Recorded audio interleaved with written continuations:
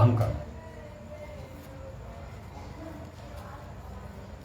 क्योंकि तभी हमारा कार्य सिद्ध होगा, उससे पहले नहीं। तुम्हें अच्छी तरह और यत्नपूर्वक कार्य करना है। हे मित्र, इससे देवताओं को अत्यंत सुख मिलेगा। कार्य पूर्ण होने पर शंभु हिमालय पर उत्तम तपस्या में लगे हुए हैं, और मैंने सुना है कि गिरिजानंदिनी पार्वती पिता की आज्ञा पाकर 2 सखियों के साथ उनकी सेवा कर रही हैं, परंतु भगवान शिव अपने मन को संयम नियम में के बस में रखते हैं, उनकी तरफ उनका ध्यान नहीं है। इतना ही नहीं, अगर ये कार्य सिद्ध हो गया जैसा कि मैं कह रहा हूँ, तो लोक में तुम्हारा स्थायी प्रताप फैल जाएगा, यानी तुम्हारा इस बढ़ जाएगा। फिर देव कार्य के लिए उन्होंने ये काम कर दिया। ब्रह्मा जी कहते हैं, हे नारद, इंद्र के ऐसा कहने पर कामदेव का मुंह प्रसन्नता से खिल उठा। उसने कहा, मैं अवश्य करूंगा ये कार्य। और माया, शिव की माया के वशीभूत होकर इंद्र ने उनको स्वीकृति दे दी। ठीक है, मैं कार्य ठीक है। तो उसने वो कार्य करने का भार अपने ऊपर ले लिया और अपनी पत्नी रति और बसंत को लेकर के प्रसन्नता के साथ उस स्थान पर गया जहां भोलेनाथ तपस्या कर रहे थे, गोमुख पर। ब्रह्मा जी कहते हैं, हे मुनि, जब काम अपने साथ ही बसंत आदि लेकर के वहां पहुंचा, उसने शिव पर अपने बाण चलाए। इससे देखिए पार्वती उनकी सेवा कर रही हैं। तो जब काम बाण उसने कामदेव ने चलाए, तो उनके हृदय में पार्वती के प्रति कुछ आकर्षण होने लगा और उनका धैर्य टूटने लगा, उसका कम हुआ। इस प्रकार जब महायोगी महेश्वर अत्यंत विस्मित हो मनी मन इस प्रकार चिंतन करने लगे, शिव बोले, मैं तो उत्तम तपस्या कर रहा था, उसमें विघ्न कैसे आ गया? अभी मन में विचार कर रहा हूं, ये विघ्न कैसे आया? किसके कारण मेरे चित्त में विकार पैदा हुआ? और जब ये विचार आया तो उन्होंने शंकातुरस्त चारों दिशाओं की ओर देखा। इसी समय बाईं तरफ बाण खींचे हुए काम पर उनकी दृष्टि पड़ गई।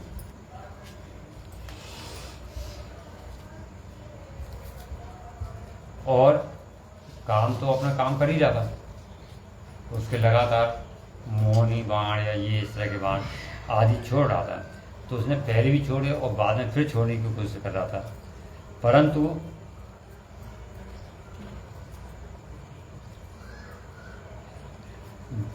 उसे क्या पता ये कौन है, आदि पुरुष है क्या है, इनकी शक्ति क्या है, वो तो अपने मत में था ना। ये उसने अमोघ बाण भोलेनाथ पर छोड़ने का छोड़ दिया, जिसका निवारण करना अत्यंत कठिन था, परंतु परमात्मा शिव पर वह अमोघ अस्त्र व्यर्थ हो गया। उसको कोई रोक नहीं पाता था, पर भोलेनाथ के आगे वो भी गया।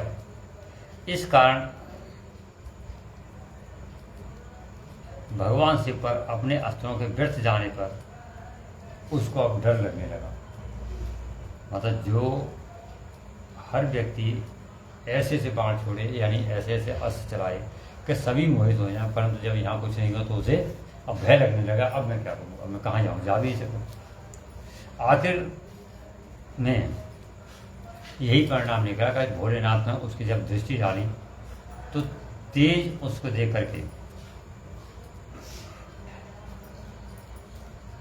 उसकी लीला समाप्त हो गई। और सभी देवता स्तुत कर ही रहे थे कि इतनी देर में, उसने चिंता तो होने को मैं करूँ क्या, उसे अपने देखिए मृत्यु आदि तो सबको आभास हो जाता है। तो उनकी भोलेनाथ की जब दृष्टि करी, अन्य देवता भी वहाँ पर आ गए स्तुति करने, लेकिन तब तक भोलेनाथ की दृष्टि उस कामदेव पर जो तीव्र ज्वाला थी, तीसरा नेत्र खुल गया और उनकी दृष्टि उस पर पड़ते ही वह ज्वाला निकली और वह वहीं तत्काल भस्म हो गया।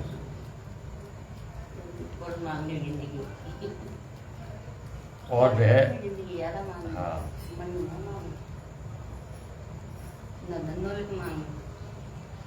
जब वो उसकी ज्वालाएं उनकी दृष्टि से ऊपर की उठी तो चार आकार में उछली और पृथ्वी पर गिर पड़ी। वह आग तुरंत ही आकार में उछली और पृथ्वी पर गिर पड़ी। फिर चारों ओर चक्कर काटते ही धराशायी हो गई। साधु भगवान क्षमा कीजिए, क्षमा कीजिए। जब तक देवताओं के मुख से ऐसा निकला तब तक उसने आग कामदेव को जलाकर भस्म कर दिया। फिर क्या होता है, क्योंकि कामदेव ऊपर आकाश की तरफ था तो जमीन से उछल के आकाश के ऊपर और फिर नीचे आ गए।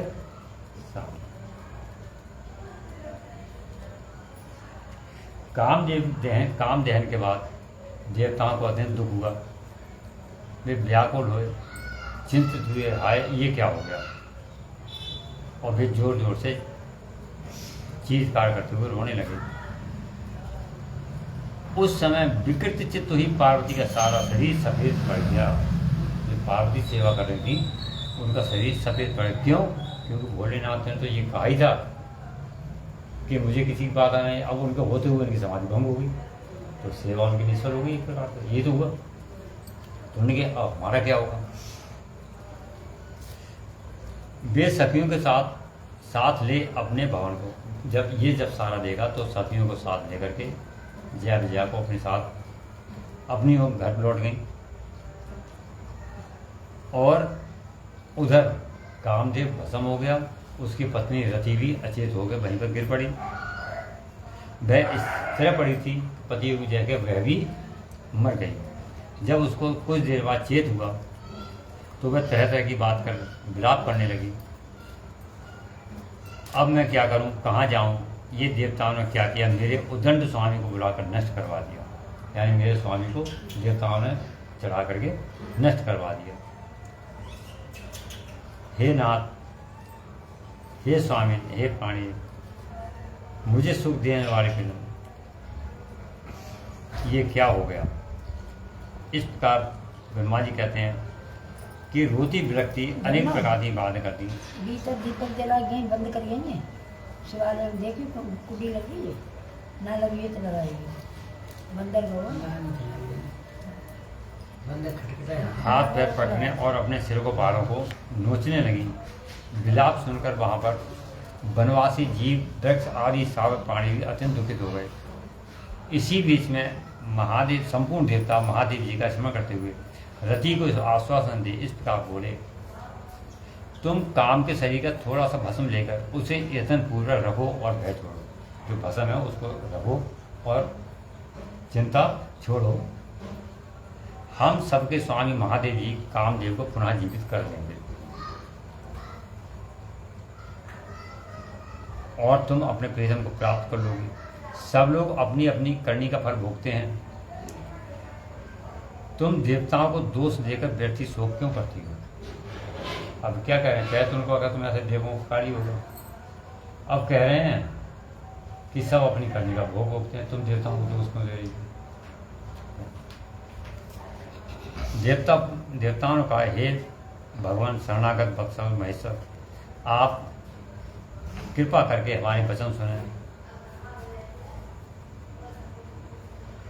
कि कामदेव की करतूत पर भली बात आप सुखपूर्वक विचार करें कि आखिर ये कार्य करने का नंबर क्यों आया, मतलब किस लिए। क्योंकि दुष्ट तारकासुर ने पीड़ित हुए हम देवताओं को मिलकर उससे ये काम करवाया।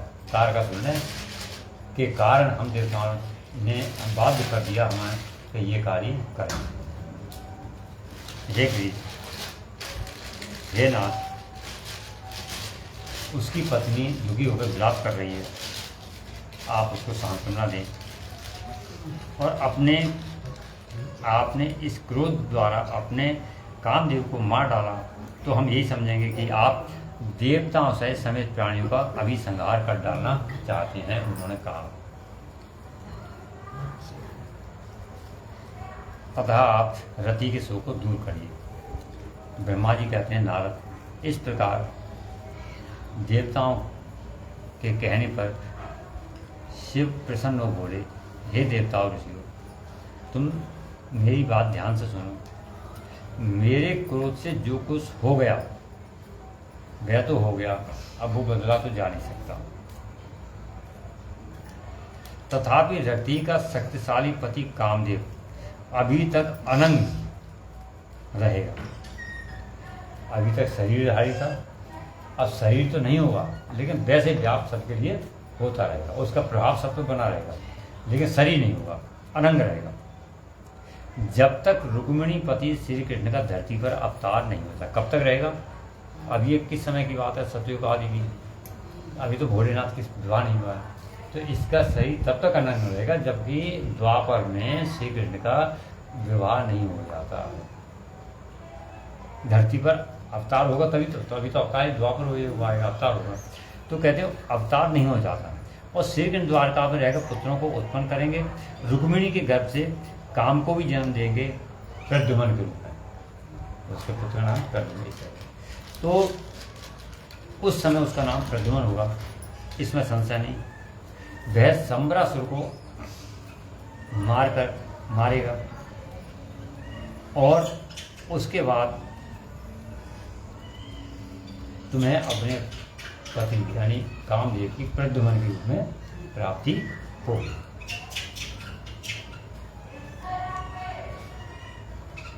इस प्रकार हे देवताओं, प्रद्युम्न नामधारी काम अपनी कामनी को रति को तथा संबरासुर के धन को लेकर उसके साथ पुनः नगर में जाएगा।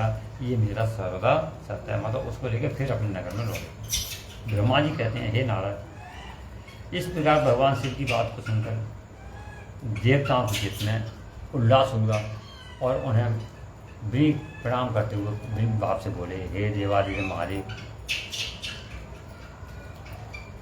आप कामदेव को शीघ्र जीवन दान दें और रति के प्राणों की रक्षा करें।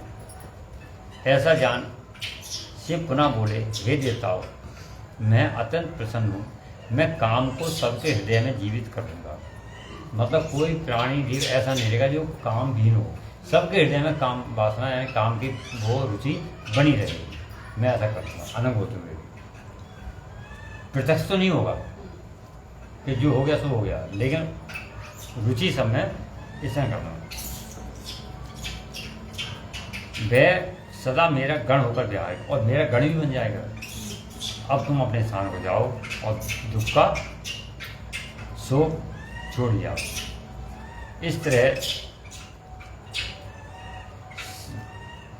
शिव द्वारा भरोसा देने पर देवता रति को उनका कथन सुनाकर आश्वासन दे अपने स्थान को चले गए और काम पत्नी रति शिव के बताए हुए संबरासुर नगर को चली गई तथा रुद्रदेव ने जो समय बताया उसकी प्रतीक्षा करने लगी। यानी उस समय तक जब तक कि वो रति थी, यही रति वहाँ पर जो है अन्य नाम से रही है और उसने कामदेव को बचपन के रूप में उसको मंत्र यंत्र द्वारा सीख बढ़ा दिया। उसका नाम है अलग उस समय नगर में।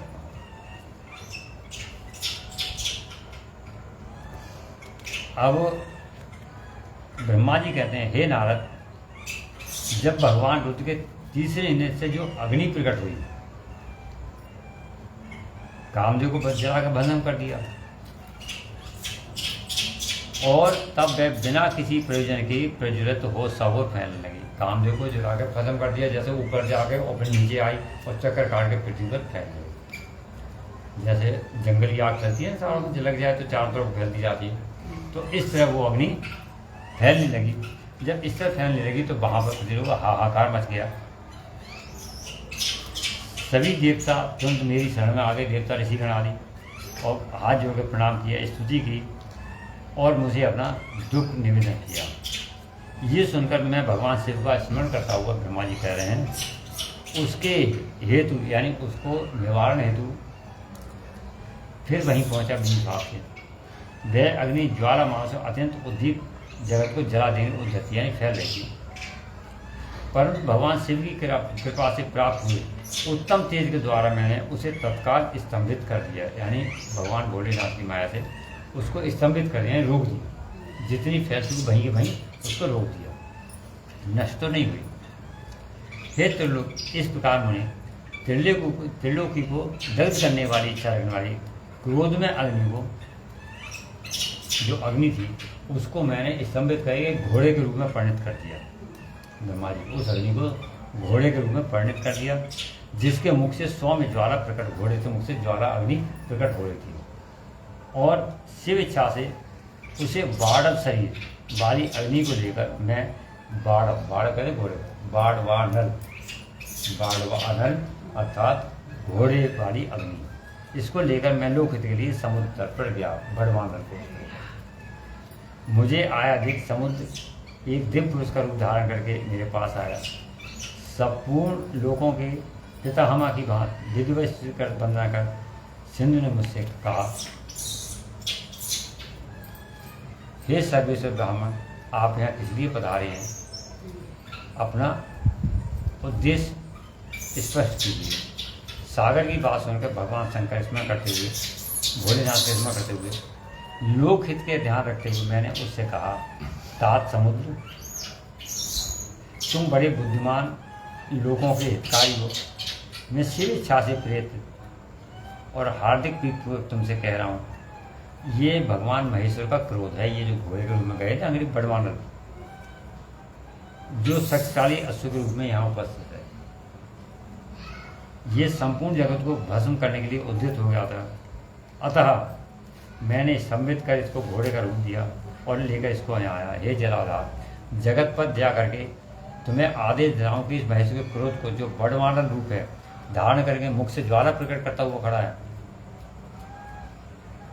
हे सरितपते, जब मैं यहाँ आकर वास करूंगा तब तुम भगवान शंकर के द्वैत को, क्रोध को छोड़ देना, मतलब तब तक इसको अपने पास रखो। ब्रह्मा जी कहें, जब मैं यहाँ पर, तुम प्रलय काल पर, यानी प्रलय काल के बाद धारण किए रहो, और जब मैं यहाँ आकर वापस मतलब आकर के वास करूँ, रहने लूँ, तब इस भगवान के शंकर को, अद्भुत क्रोध को उस समय छोड़ देना, और तब तक इसको अपने पास रखो। तुम्हारा जल ही प्रतिदिन इसका भोजन होगा, यानी इसको खाने, तुम्हारा जो जल है वो इसका भोजन होगा, और कुछ नहीं खाएगा। इसे ऊपर ही धारण किए रहना, जिससे ये तुम्हारी अनंत जल राशि की भेजना, और इसको अपने ऊपर ही रखना, सतह पर, नीचे ना जाए, जिससे तुम्हारी जल राशि को कोई अंदर वहीं रखना। नारद जी, ब्रह्मा जी कहते हैं, हे नारद, ऐसा कहने पर समुद्र ने रुद्र की क्रोधाग्नि रूप बड़वानल को धारण करना स्वीकार कर लिया, यानी उसमें अपने ऊपर रखने का स्वीकारा। ये दूसरों के लिए असंभव था। बड़वाग्नि समुद्र में पेश हुई और ज्वाला महादेव सागर की जल दहन करने लगी। जब वाराणसी साहब समुद्र में पहुंचा तो उसकी अग्नि जलने लगा, यानी खोलने लगा। हे मुनि, इससे संतुष्टित होकर मैं अपने लोक को चला आया। वह दिव्य रूपधारी समुद्र मुझे प्रणाम करके अदृश्य हुआ। समुद्र और रुद्र की क्रोधाग्नि के भय से छूटकर संपूर्ण जगत स्वस्थता का अनुभव करने लगा। देवता तथा मुनि भी सुखी हो गए। तो उन्होंने कहा था ना कि इसको बड़वानल को अपने ऊपर ही रखना, नीचे मत जाने देना। तो ये भी एक कारण हो सकता है शायद कि समुद्र नदी को जो है जल जैसे करके गर्मियों में भी यदि नीचे जाएंगे तो नीचे ठंडा होगा, ऊपर की सतह गर्म होती है। ये भी हो सकता है इसी कारण। नारद जी बोले, हे ध्यान दे। इसके पश्चात काम दहन के बाद गिरिजानंदिनी पार्वती देवी ने क्या किया, उनके बताइए। ब्रह्मा जी बोले,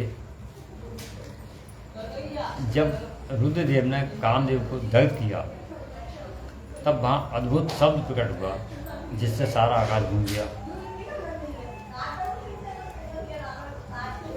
उसको देख और भयभीत व्याकुल हुई पार्वती दोनों सखियों के साथ अपने घर चली।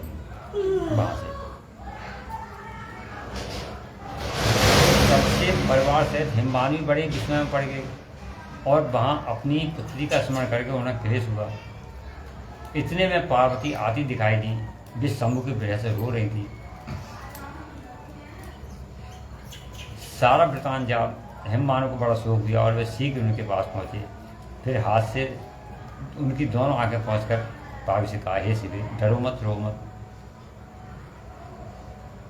उन्होंने पार्वती को गोद में उठाया और सांत्वना देते हुए अपने साथ घर को बुला लाए।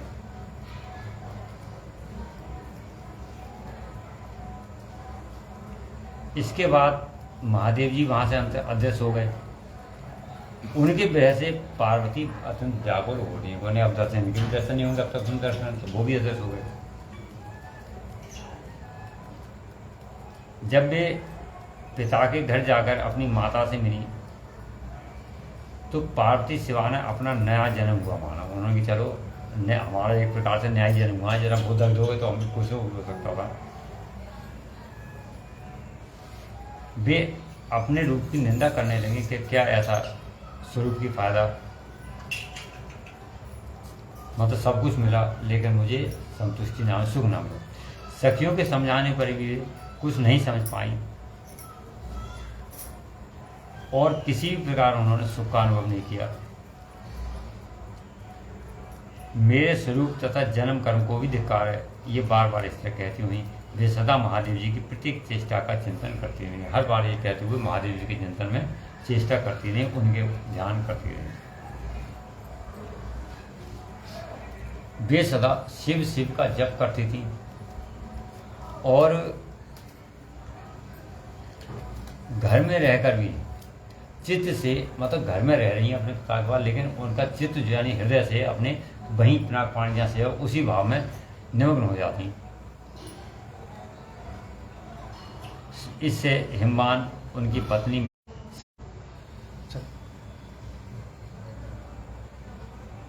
चालू है।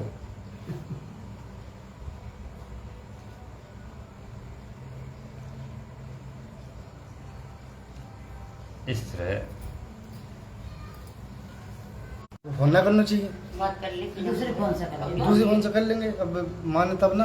ना तब तक जाई फिर जा से लगा लियो ना।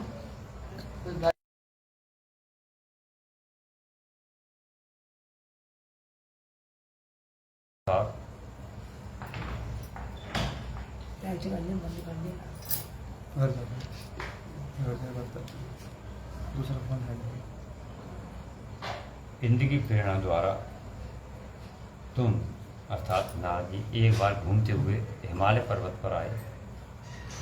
उस समय हिमवान ने तुम्हारा स्वागत किया, कुशल मंगल पूछा और फिर तुमसे अपनी कन्या के चरित्र का शुरू से आगे तक पूरा वर्णन बताया।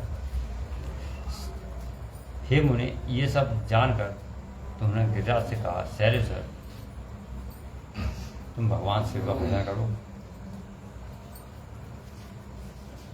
फिर उनसे विदा लेकर मनी मन शिव का स्मरण कर शैलराज को छोड़ शीघ्र ही एकांत में काली के पास आए। उनसे तो कह दिया कि शिव का भजन करो और जब मौका देकर एकांत में जहाँ काली, मतलब काली अर्थात उमा गए हुए उनके पास पहुँचे तो उनको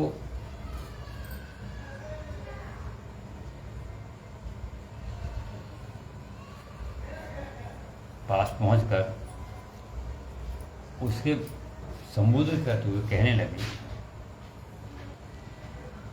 हे कालिके, तुम मेरी बात सुनो। दयावश मैं तुमसे एक बात कह रहा हूं, ये ध्यान से सुनना। तुमने सभी काम्य वस्तुओं को, हितकर है तुम्हारे, सर्वथा हितकर है, निर्दोष उत्तम काम वस्तुओं को देने वाला होगा। तुमने महादेव जी की सेवा अवश्य की थी। अब वो बताएं, तुमने महादेव की सेवा तो की थी, परंतु वह तपस्या के बिना गर्व युक्त होकर की थी। मतलब तुम्हारे मन में ये था, देखो हम तपस्या नहीं कर रहे हैं, फिर भी हम भोलेनाथ की सेवा कर रहे हैं उनकी, मतलब ये गर्व था तुम्हारे अंदर।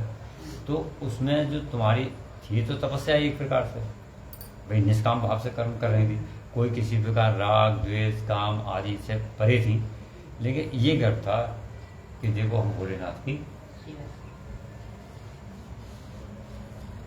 अतः दीनों पर अनुग्रह करने वाले शिव ने तुम्हारे उसी गर्व को नष्ट किया है अथवा नष्ट करने को उद्यत है। शिव महायोगी हैं। कामदेव को जलाकर जो तुम्हें सकुशल छोड़ दिया, वो चाहते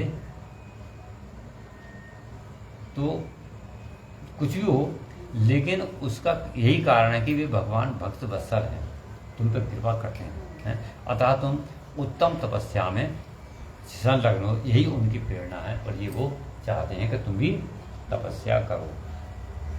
इस तरह हे देवी, और तुम हठपूर्वक शिव को अपनाने का इरादा, यानी ऐसी हट पकड़ लो कि हम शिव को मना कर ही रहेंगे, सारे विकार दूर हो जाए। इस तरह शिव के सिवा दूसरे किसी को अपना पति स्वीकार न करना, ये महादेव ने उनको समझाया है। मतलब कभी ऐसा हो जाए, चलो ठीक है नहीं है तो मतलब, हालांकि वो जानती थी होगा तो नहीं कि शिव और शिवा आदिकाल से एक हैं, लेकिन फिर भी लोग इससे ना जी कह रहे हैं, कहीं ऐसा विचार आ जाए कि चलो दूसरे को अच्छा वर मिल जाए उसे हम, लेकिन नहीं, महेश्वर के लिए ही अपना हट करना, उन्हीं से मन लगाना। इस प्रकार जब ये सुना तो गिरिराज कुमारी काली प्रसन्न हो हाथ जोड़कर बोली, कहती हैं, हे प्रभु, आप सर्वज्ञ तथा जगत का उपाय करने वाले हैं। हे मुनि, मुझे रुद्रदेव की आराधना की मंत्र, जब आप बता रहे हैं यहाँ पर आए हैं कि मैं उनको हठ पूर्वक तपस्या करूँ, तो आप जगत कल्याण अथवा मेरे कल्याण के लिए कोई मंत्र बताओ। मैं कौन सा मंत्र जपूँ, क्या करूँ? तो नारद जी पार्वती को सुन करके उनके पंचाक्षर शिव मंत्र ओम मतलब नमः शिवाय का उपदेश दिया और कहा, उस मंत्र में श्रद्धा उत्पन्न के लिए तुमने उसका सबसे अधिक प्रभाव बताया और तुमने उसी का प्रभाव भी बताया कि इसी का जप करो जिससे तुम्हारा ही सब प्रकार से कल्याण होगा। तुमने पुनः कहा कि इसका प्रभाव अत्यंत है, इसके सुनने मात्र से भगवान शिव प्रसन्न होते हैं, ये मंत्रों का राजा है, ये भोलेनाथ को अत्यंत प्रिय है और ये इस मंत्र का विधि पूर्वक जप करने से तुम्हारे द्वारा आवित भगवान शिव अवश्य शीघ्र तुम्हारी आंखों के सामने प्रकट हो जाएंगे।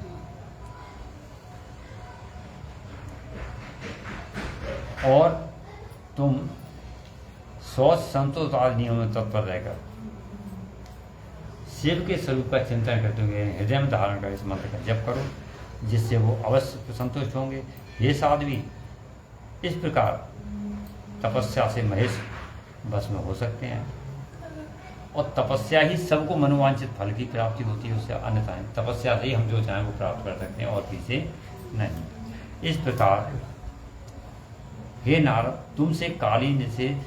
तुमने काली से उपरिक्त बात कहकर देवताओं के हित में तत्पर हो स्वर्गलोक को, इतना तो काली को भेज दिया और फिर इसके बाद देवताओं के लिए सूचना देने को स्वर्गलोक की ओर प्रस्थान किया। तदुपरांत काली के द्वारा अर्थात पार्वती द्वारा शिव की कठिन तपस्या प्रारंभ होती है। क्या उन्हें एक प्रकार से उनके द्वारा मंत्र मिल गया, अब तपस्या दुष्कर तपस्या करना। इस तरह देवर से तुम्हारे जाने के बाद प्रसन्नचित्त पार्वती ने महादेव जी की तपस्या से ही साध्य माना और तपस्या करने का मन में निश्चय किया। उन्होंने अपनी दो सखी जया और विजया द्वारा मैना मतलब पिता हिमाचल और माता मैना से आज्ञा मांगी तब के लिए, जिसे पिता ने तो स्वीकार कर लिया, परंतु माता मैना ने स्नेहवश उनसे समझाया कि घर से दूर वन में जाकर तप करने से पुत्री को रोका, मतलब घर से दूर जाकर। उन्होंने कहा जो पूजा करनी घर में करो, बाहर जाके क्या करना। लेकिन पिता ने कह दिया। ऐसा करने के कारण ही ऊ माँ यानी बाहर न जाओ, ऊ माँ माते नहीं मत जाओ, ऊ मानी बाहर मत जाओ, इसलिए उनका नाम मतलब बाहर तपस्या घर से मत जाओ बना दी भैरव पूजे पर, इसलिए उनका एक नाम पड़ गया उमा।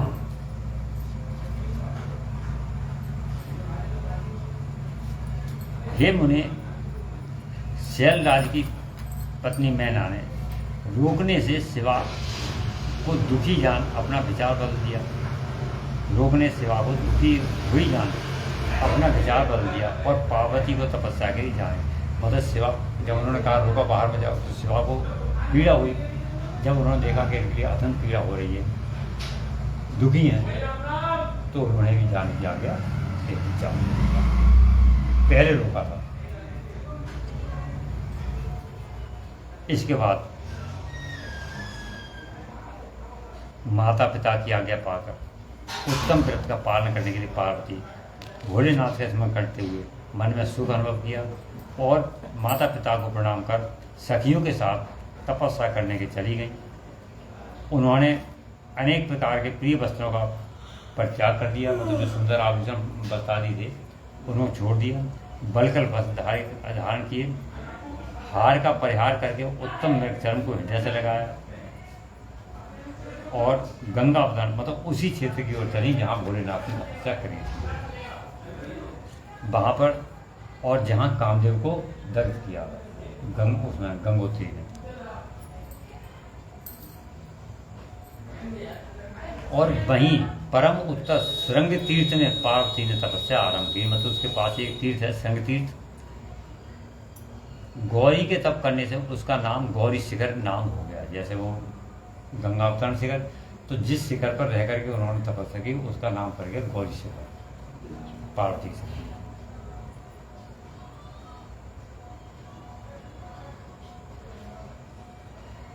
उन्होंने वहाँ बहुत से अत्यंत सुंदर पवित्र फलदार वृक्ष लगाए, वेदी का सुंदर निर्माण किया और फिर ऐसी तपस्या आरंभ की जो मुनियों के लिए भी दुष्कर थी। इतना कठिन तपस्या प्राप्त किए।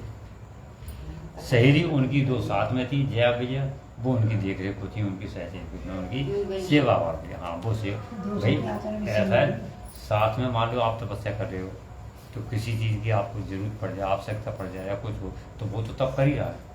जैसे कि कोई हवन पे है, कुछ कार्य कर रहा है, तो वो जो कोई तो वही तो साथ में हो। ठीक है, तो इस तरह से दो सखियाँ उनकी हमेशा साथ रही हैं। तो जितना तब पार्वती को हुआ है उतना ही फर्क इतना है, उन्होंने तब किया है, उन्होंने उनकी सेवा की, जिस प्रकार की पार्वती ने भोलेनाथ की थी तब के समय। इस प्रकार पार्वती ने कठिन तपस्या की, पंचाक्षर मंत्र के जब में संलग्न हुए सिवा मनोवांछित फलों के दाता शिव का ध्यान करती थी और प्रतिदिन अवकाश मिलने पर वे सखियों के साथ हमने लगाए वृक्षों को भी सींचती रहती थी। जो उन्होंने पेड़ पौधे लगाए थे, ध्यान करती, तपस्या करती, मौका मिलती कुछ समय के लिए तो वो वृक्षों आदि को सींचती। इस प्रकार शुद्ध चित्त पार्वती ने प्रचंड आंधी कड़ाके मतलब हर प्रकार से हर ऋतु में भोलेनाथ की तपस्या करती रही। पार्वती ने अपनी तपस्या के द्वारा मुनियों को जीत लिया। उस तपोवन में महेश्वर के चिंतन पूर्वक तपस्या करते हुए काली के 3000 वर्ष व्यतीत हो गए। इस प्रकार उस वन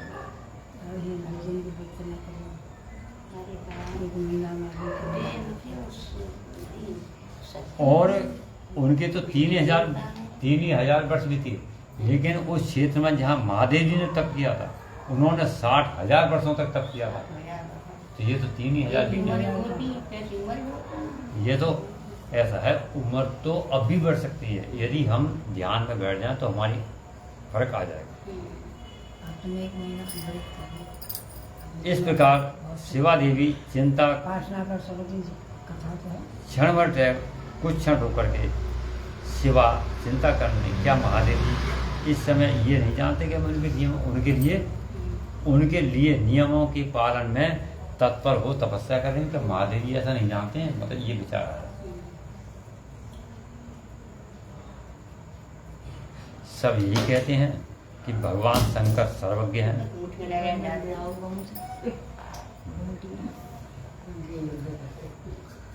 दिव्य शक्ति संपन्न, सबके मनोभावों को समझ लेने वाले उनको अभीष्ट वस्तु को प्रदान करने वाले हैं।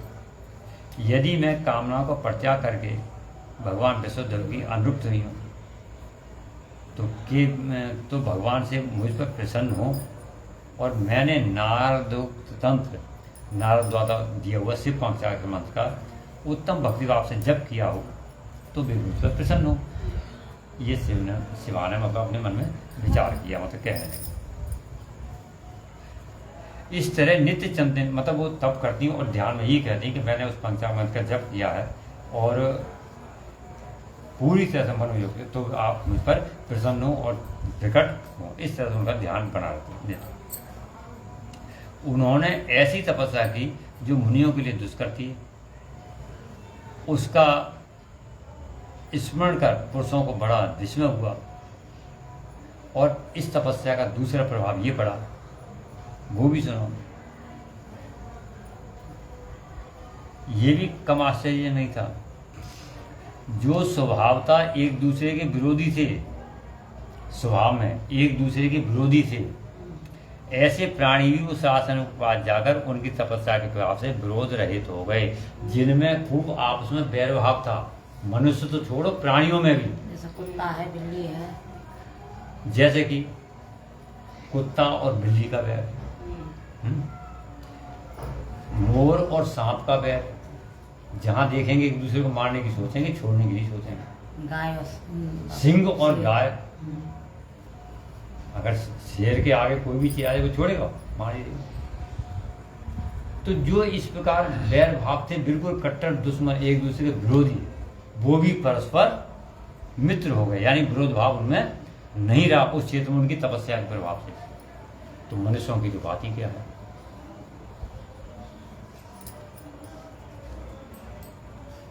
तो इस प्रकार पार्वती के तप की महिमा से वहां परस्पर बाधा, यानी कोई भी वहां पर एक दूसरे को बाधा नहीं पहुंचाते, सब सुख चैन से वहां रहते थे, आके बैठते अपने जगह।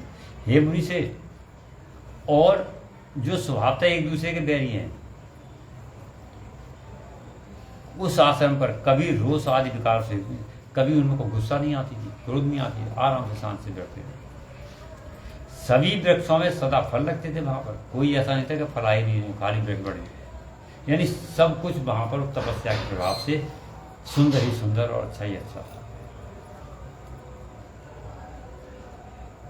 और वहां का वन प्रांत ऐसा जान पड़ता था जैसे ये हिमालय का शिखर ना होकर के कैलाश पर्वत ही है, ऐसा जान पड़ता था।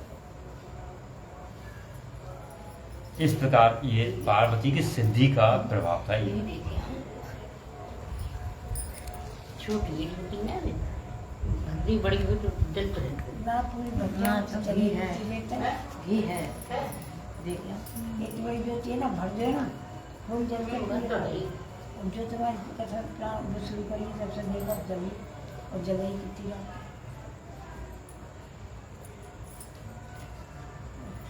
जन्म के नाम कीर्तन, जन्म के नाम जन्म वहाँ टूटी गई। ब्रह्मा जी कहते हैं, हे मुनीश्वर, इस प्रकार शिव की प्राप्ति है तपस्या करते हुए पार्वती को बहुत सारे दिन बीते, काफी समय बीत गया, लेकिन भोलेनाथ प्रकट नहीं हुए। तब हिमाचल, मैना, मद्राचल आदि यानी उनके भाई बंधुओं ने, माता पिता ने आकर के पार्वती को समझाया कि शिव प्राप्ति को अत्यंत दुष्कर बताकर उन्होंने कहा शिव जी के लिए ऐसे ही नहीं मिला, तो बहुत ही कठिन काम है, तो इसको छोड़ो, और अनुरोध किया तुम तपस्या छोड़ के घर को चलो। बहुत समय व्यतीत हो गया। इस प्रकार की उनकी बातों को सुनकर पार्वती ने कहा, हे पिताजी, हे माताजी, और मेरे सभी बांधव जो यहाँ पर उपस्थित हैं, मेरे लिए आए हैं। मैंने पहले जो बात कही थी उसको आपने क्या भुला दिया? शुरू में कुछ बात कही थी मैंने, तो उसको क्या आपने भुला दिया? यानी यहाँ आने से पूर्व। अतः अस्तु, इस समय भी मेरी जो प्रतिज्ञा है उसे आप सुन लें। मेरी इस समय भी जो प्रतिज्ञा है वो भी सुन लो, जो पहले थी वही है। जिन्होंने कामदेव को जलाकर भस्म कर दिया वे महादेव दृष्ट तो हैं यद्यपि, लेकिन उनके लिए मैं अपनी तपस्या से एक दिन अवश्य संतुष्ट करूंगी। ये मेरी प्रतिक्रिया है, तो आप सुन लें। अतः कहने का तात्पर्य ये कि आप जो मुझे बुलाने आए हो, मैं घर नहीं जाऊंगी, यहीं पर तपस्या करूंगी, ये मैं सत्य कहती हूँ। ये सारा कुछ जान के सभी लोग चुप हो गए और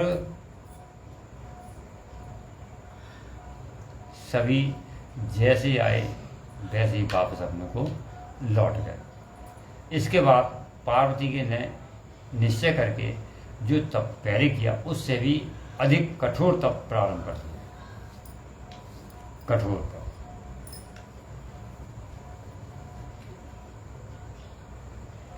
और इतना कठोर तप किया कि सारी त्रिलोकी उसके प्रभाव से यानी तेज से दग्ध होने लगी, यानी तपने लगी।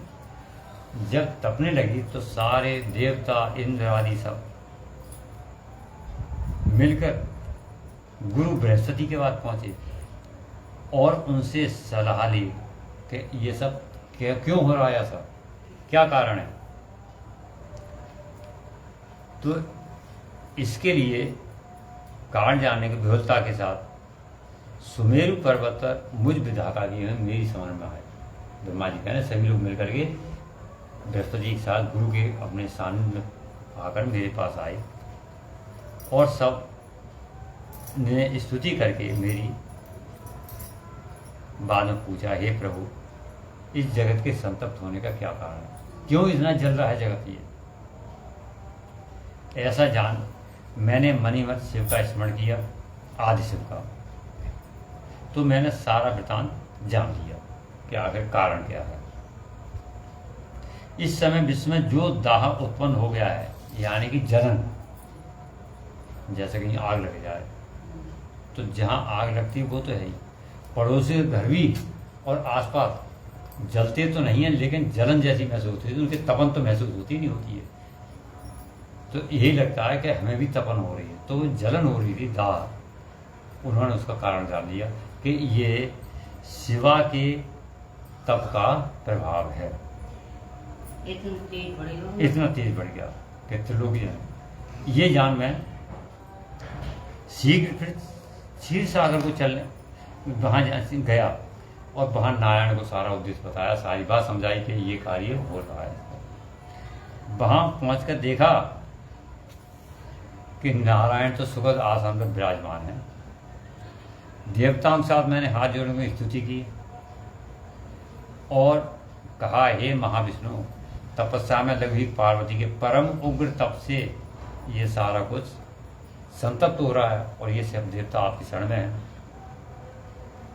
इनको बचाइए, इनकी रक्षा करें, क्योंकि रक्षा का भार तो आप पर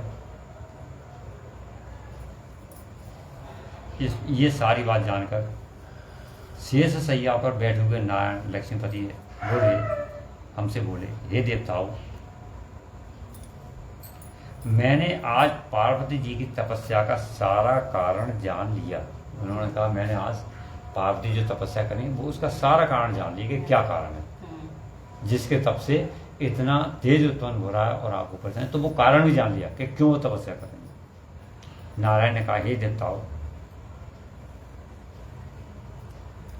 अतः तुम लोगों के साथ अब परमेश्वर शिव के संग ऐसा करो, अब मैं तुम लोगों के साथ जो कारण जाना है उसके निवारण परमेश्वर शिव के पास चलो, सबके संग शिव के पास पहुंचो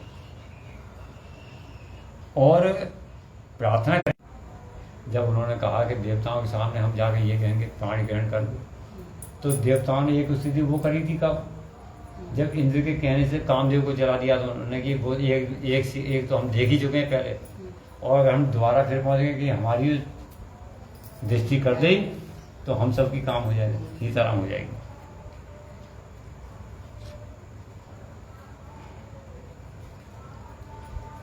ऐसा जान देवताओं ने कहा, भगवान, जो महाभयंकर कालाग्नि के साथ दीप्तमान और भयानक नेत्रों से युक्त हैं, उन रोष भरे महाप्रभु रुद्र के पास हम लोग नहीं जा पाएंगे। हमें तो क्षमा करो, कहीं भी हमें भी न जला डालें, इसमें संशय नहीं। भाई कामदेव ने यही तो कही तुम शादी कर लो, इसलिए मैं तुम्हें तब और हम सब कहेंगे तो कहीं फिर जला तो भाई हम। हे मुनि, इस प्रकार देवताओं की बात सुनकर लक्ष्मीपति श्री हरि ने उनको सांत्वना की, धीरज बताया कि घबराने की बात नहीं, मैं भी तुम्हारे साथ चल रहा हूँ, ब्रह्मदेव भी तुम्हारे साथ चल रहे हैं, फिर क्यों घबरा रहे हो? अरे हम हैं तो तुम्हारे साथ, अब तुम अकेले थोड़ी हो। हरि बोले, हे देवताओं, तुम सब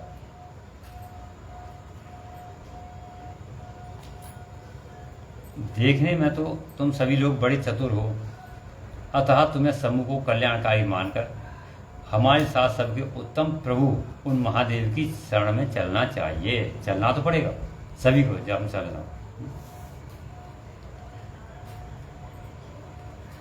प्रभावशाली जब विष्णु ने ऐसा कहा तो सभी देवता उनके साथ शिव का दर्शन करने के लिए चलने को तैयार हो गए।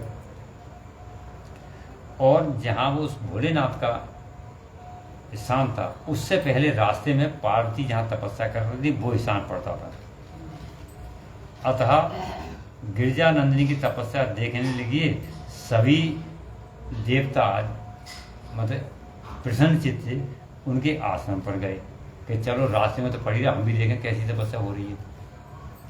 ये रास्ते में जा रहे हैं तो क्यों ना, रास्ते में जा रहे हैं तो यहाँ भी देखते चले, बीच में अलग से थोड़ी आना पड़ेगा। तो इस प्रकार पार्वती के शेष तप को देखकर सब देवता उनके उत्तम तेज से व्याप्त हो गए। मतलब वहां जब उनके तेज देखा तो वो भी उससे प्रभावित हो गए। उन्होंने तपस्या में लगी हुई जगदम्बा को नमस्कार किया और उनकी तप की अपने हृदय से प्रशंसा करते हुए उस स्थान पर चले गए जहां वो जा रहे थे, अर्थात भोलेनाथ के स्थान पर, कैलाश पर, रुद्र के। वहां पर भोलेनाथ महान वटवृक्ष है कैलाश, उसके नीचे अपने बैठे हुए थे।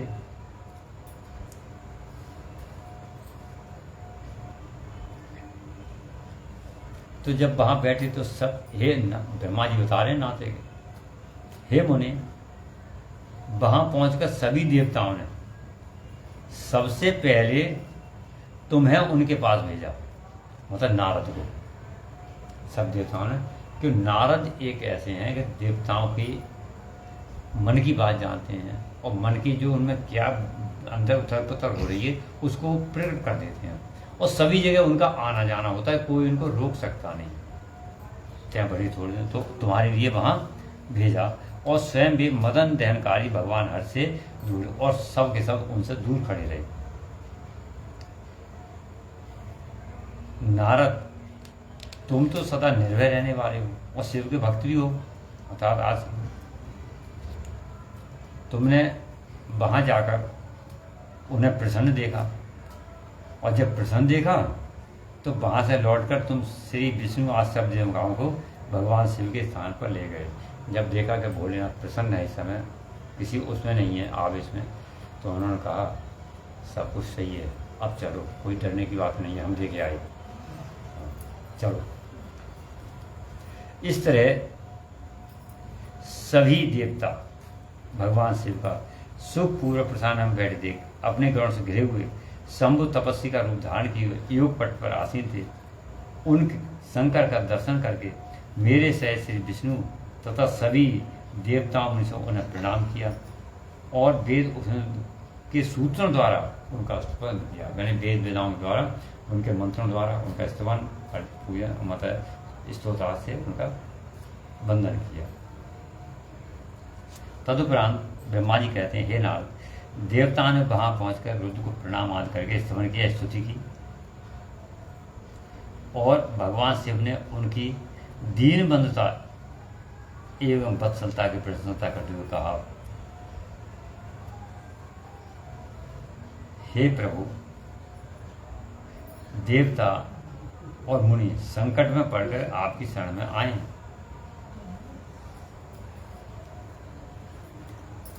हे सर्वेश्वर, आप उनका उद्धार करें। दयालु नंदी के इस प्रकार सूचित करने पर, मतलब नंदी ने जब सारे देवताओं को इकट्ठे पहुंचे तो भाई सूचना दिलवाई कि ऐसा ऐसे कह दो। तो नंदी ने भगवान भोलेनाथ को बताया कि सभी देवता संकट में हैं और हे सर्वस आप उनका उद्धार करो। नंदी की इस बात सूचित करने पर शंभु ने धीरे धीरे आगे बोली, समाधि से विरत हो परम ज्ञानी परमात्मा ईश्वर शंभु ने समस्त देवताओं से इस प्रकार से समाधि से जब विलग हो गई, धीरे धीरे आगे बोली शांत भाव से और सभी देवताओं से कहा।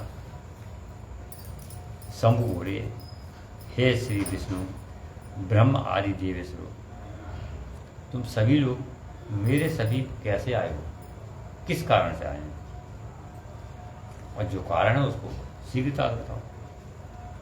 सभी ने उसके बाद जब देखा कि भोलेनाथ प्रसन्न हैं तो वो भी प्रसन्न हो गए, शांति मिली उनको। और कारण बताने के लिए अब कारण कौन बताए, तो एक दूसरे को देखकर नारायण की ओर देखने लगे, अर्थात विष्णु की ओर। अर्थात तुम ही काम बताओ, जिस काम आए तुम बताओ आगे। तो इस प्रकार भक्त और देवताओं के हितकारी विष्णु मेरे बताए हुए देवताओं के महत्व कार्य को सूचित करके कहने लगे। माने विष्णु ने फिर उनको ये बताना प्रारंभ किया कि किस प्रकार हे शंभु तारकासुर ने देवताओं को अत्यंत कष्ट प्रदान किया है। यही बताने के सभी देवता आए हैं कि किस तरह से तारकासुर का वध हो, किस तरह से उसने वरदान प्राप्त किए, यानी सारा कुछ उन्होंने बता दिया। अतः इस कष्ट से आप देवताओं का उद्धार कीजिए। हे देव शंभु, आप दाहिने हाथ से गिरजा का पाणी ग्रहण स्वीकार करें। और इस तरह और पार्वती भी आपके लिए कठिन तप कर रही हैं, मतलब सारा कुछ बताया। पाणी ग्रहण द्वारा अनुमति कीजिए, पार्वती को भी पाणी ग्रहण अनुमति करना। ऐसा वचन जान योग प्राण भगवान शिव ने उन सबको उत्तम गति का दर्शन करते हुए कहा, देवताओं, ज्यों ही मैंने सर्वांग सुनी गिरजा देवी को नमस्कार स्वीकार किया, त्यों ही समस्त सुरेश्वर ऋषि मुनि सकाम हो जाएंगे। उन्होंने कहने लगे, यदि मैंने पार्वती को पाणी ग्रहण के लिए स्वीकृति दे दी तो सब ऋषिगण सब सकाम हो जाएंगे, काम वासना व्यापने लगेगी सबको। मतलब उन्होंने फिर वही मतलब पूरी अपनी लीला दिखाई यहाँ पर, तो वो व्याप्त हो जाएंगे। इसलिए विष्णु, मैंने कामदेव को जलाकर देवताओं को बहुत बड़ा कार्य सिद्ध किया है। मैंने कोई काम वासना तो है नहीं जो कि मतलब कोई ये लगे रहे, तो मैं तो बड़ा काम स्वयं कर दिया। आज सब लोग मेरे सुनिश्चित रूप से निष्काम होकर रहे हैं। निष्काम होकर रहोगे तो मैं किसी बात की चिंता ही नहीं है, कोई बात नहीं। जैसे मैं हूँ उसी से तुम सब भी लोग अलग अलग होकर रहो। मैं ध्यान रहे, तुम भी ध्यान करो, तब करो जैसे मैं कर रहा हूँ।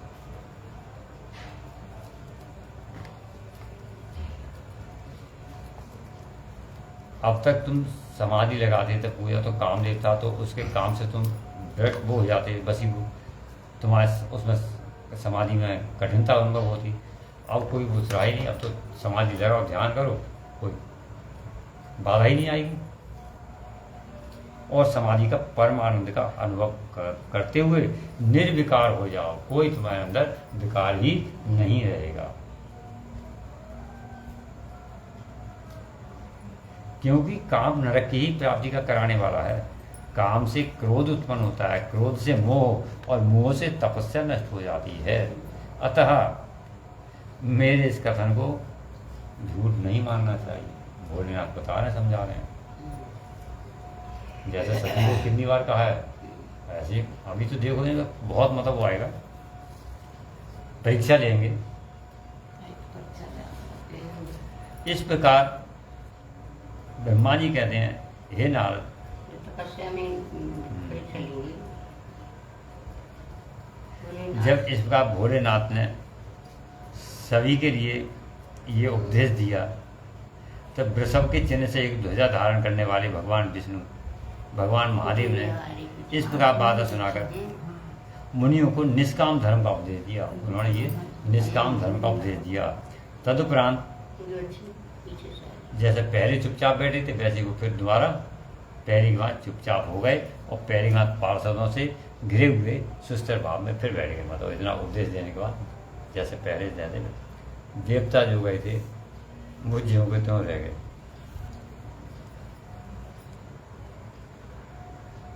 वे अपने मन में ही स्वयं आत्मस्वरूप निरंजन निराभास निराकर प्रात्पर नित्य ममता रहित निर्विग्रह शब्दाती निर्गुण ज्ञान में प्रकृति पर परमात्मा का चिंतन करने लगे। जब ऐसा हुआ तो सबने मिलकर फिर नंदी की शरण में गए। भाई वहाँ उनको एक वही रास्ता मिल रही थी, तो नंदी से सलाह किया, उनकी पुनः नंदी ने दीन भाव से स्तुति की। तो इस और सभी देवताओं ने भी स्तुति की। कहने लगे सभी देवता, हे देवाध्य महादेव करुणा सागर प्रभु, हम आपकी शरण में आए हैं, आप हमारा उद्धार कीजिए। इस प्रकार ब्रह्मा जी कहते हैं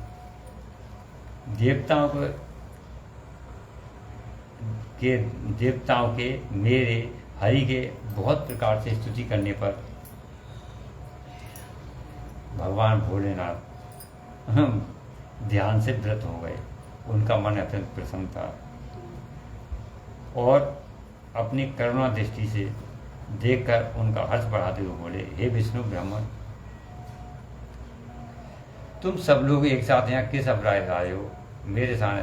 मतलब पहले ही प्रश्न था, वही फिर दोबारा फिर कहती क्यों आए हो बताओ। अब श्री हरि ने कहा, महेश्वर, तो जो उन्होंने कहा वही हरि ने कह दिया कि तारकासुर की वजह से हम या देवता अत्यंत भयपूर्ण है। देवता ही शिवा ने नारद जी से पंचाक्ष मतलब वर आज्ञा मांग प्राप्त करके नारद जी के उससे पार्वती तप कर रही हैं। ब्रह्मा जी ने उनको वर दे दिया तारकासुर को कि आपके पुत्र से ही उसकी गति होगी, यानी मृत्यु होगी।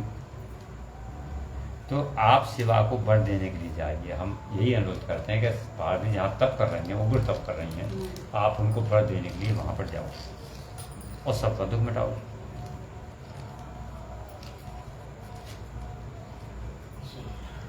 हमारा हे शंकर, हे नाथ, मेरे तथा सब देवताओं के हृदय में आपके विवाह का उत्सव देखने के लिए अत्यंत देखने के लिए भारी उत्साह, अत्यंत उत्साह उमड़ रहा है कि कब आपका विवाह हो और कब वो समय आए। अतः यथोचित रीति से अपना विवाह कीजिए। और हे परमेश्वर, आपने रति को जो वर दिया उसकी पूर्ति का भी अवसर आ गया है, अतः अपनी प्रजा को समझ। ब्रह्मा जी कहते हैं, हे नारद, ऐसा कहकर उन्हें प्रणाम करें। जितना सभी देवता महर्षियों ने नाना प्रकार के स्तोत्र और पुनः उनकी स्तुति आरंभ कर दी। जैसे पहले गुणगान करना शुरू किया, स्तुति आरंभ करी वेद मंत्रों से, आज से पुनः स्तुति कर दी पहले। और फिर सबके सामने उनके सामने चुप हो गए, खड़े हो गए। भक्तों के अधीन रहने वाले शंकर भी, जो वेद मर्यादा के रक्षक हैं, वेद भी तो उन्हीं के हैं, तो मर्यादा के वे तो सब बात के रक्षक हैं ही, ये तो उनकी लीला परीक्षा है। हंसकर बोले, हे हरि, हे विजय, अब तुम देवता आदर पूर्वक सुनो। जो बात मैं विवेक पूर्ण कह रहा हूँ ध्यान से सुनना। फिर बोले हंसे हुए, अभी तो, कि विवाह करना मनुष्यों के लिए उचित कार्य नहीं। विवाह करना उचित कार्य नहीं है, ठीक नहीं है विवाह करना मनुष्यों को, क्योंकि विवाह दृढ़ता पूर्वक बांध कर रखने वाली एक बहुत बड़ी बेड़ी है कि इससे निकल नहीं पाता आदि कर, जैसा है बंद कर रह जाता है। और जब विवाह हो जाता है तो पुत्र स्त्री आदि ऐसा बनता है चक्कर में कि वहां से फिर निकल नहीं पाता, इसलिए विवाह करना उचित नहीं है। भोलेनाथ समझा रहे हैं उसके लिए। और जिसका मन विषयों के वशीभूत हो गया उसके लिए मोक्ष में भी, मोक्ष स्वप्न में भी दुर्लभ है। फिर तो मोक्ष उसको है ही नहीं जो विषय में लगा रहेगा घर गृहस्थी के चक्कर में ही। अतः सब विषयों को विधिपूर्वक त्याग दे। विषय जो है विष के समान है। आचार्यों ने विष को मिश्री मिलाई हुई वारुणी कहा है। जो विद्वान आचार्य वो कहते हैं ये सब ऐसे विष हैं जैसे उसमें 120 और ऊपर उसमें मिश्री मिला दो या मीठा मिला दो तो और कड़वा जाए। अर्थात विवाह करना एक ऐसा विष है, इसलिए इसको छोड़ना चाहिए। हे विधि, अब अधिक कहने की क्या आवश्यकता? मेरी जो प्रतिज्ञा है उसे तुम सब लोग अच्छी तरह जानते हो। जो मैंने क्या प्रतिज्ञा तुम तो जानते हो, कहने की जरूरत क्या, मुझे क्यों बार बार कह रहा हूँ। मैं ये सत्य कहता हूँ कि जब जब भक्तों पर कहीं विपत्ति आती है तब तब मैं तत्काल उनके सारे कष्ट हर लेता हूँ। तारकार से तुम सब लोगों को जो दुख प्राप्त हुआ है उसे मैं जानता हूँ, उसका हरण करूँगा, ये भी सत्य बता रहा हूँ। यद्यपि मेरे मन में विवाह करने की कोई रुचि नहीं है, तथापि मैं पुत्रोत्पादन के लिए गिरजा के साथ विवाह करूँगा। अब घुमा फिरा कर उन्होंने चलो कह दिया, तुम सब देवता निर्भय होकर अपने घर जाओ, अब कोई विचार नहीं करना चाहिए। इस प्रकार हे नारद, ऐसा कहे भगवान फिर मौन हो गए और समाधि में स्थित हो। सभी देवता अपने धाम को चले गए, दौड़ गए। उन्होंने कहा चलो। भगवान देवता जब अपने अपने आसन पर चले गए और भोलेनाथ समाधि में स्थिर हो गए, फिर तो पार्वती के तप की परीक्षा के लिए भगवान से शंकर समाधिस्थ हो गए। वे स्वयं अपने आप में ही परात्पर माया रहते उपद्रव शून्य स्वरूप का अपने आप में उपद्रव शून्य आदि का चिंतन करने लगे। फिर अलग रूप उस ध्येय वस्तु के में साक्षात भगवान महेश्वरी विराजमान है। वे भगवान वृक्षोदय सबके श्रेष्ठा परमित हैं। उन दिनों पार्वती बड़ी भारी तपस्या कर रही थी। उस तपस्या से रुद्रदेव भी विस्मय में पड़ गए। उन्होंने अंतर आत्मजन से जान लिया कि क्या हो रहा है। अब क्योंकि भक्त जाकर भक्ति से तपस्या करे तो कितना ही हुई, कब तक रोकेगा उसको वर देने के लिए, सामने जाना ही पड़ेगा। अतः वो भी समाधि से विचले। अब समाधि में उनका ध्यान नहीं लगा। जब उन्होंने भक्ति की तीव्रता देखी तो तदंतर श्रेष्ठकर्ता हर ने सप्तऋषियों का स्मरण किया और उन्होंने कहा कि तुम जाकर के पार्वती की परीक्षा लो। तुम सभी लोग ज्ञान में निपुण हो, मेरी बात को ध्यान से सुनो कि पार्वती इस समय गौरी शंकर नाम पर तपस्या कर रही हैं। मुझे पति रूप में प्राप्त करना चाहते। उनका ही तपस्या, उनका उद्देश्य यही है कि मुझे पति रूप में प्राप्त करें, और कोई उद्देश्य उनका नहीं है। इस समय केवल सखियां उनकी सेवा में हैं, 2 सखियां।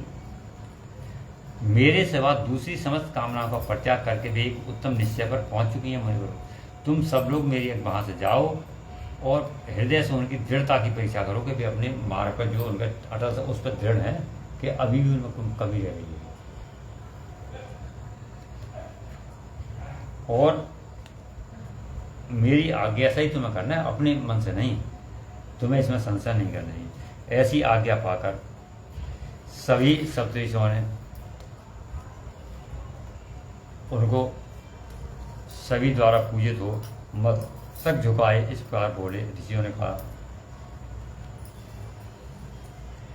तपस्या करने को लेने को परीक्षा लेने को पहुंच गए देवी के पास और उनसे कहने लगे, हे देवी हमारी बात सुनो, हम जानना चाहते हैं तुम किस तपस्या कर रही हो, किस लिए तपस्या कर रही हो, किस देवता को और किस फल को प्राप्त करना चाहती हो, मैंने कौन से देवता के लिए है और क्या फल चाहती हो।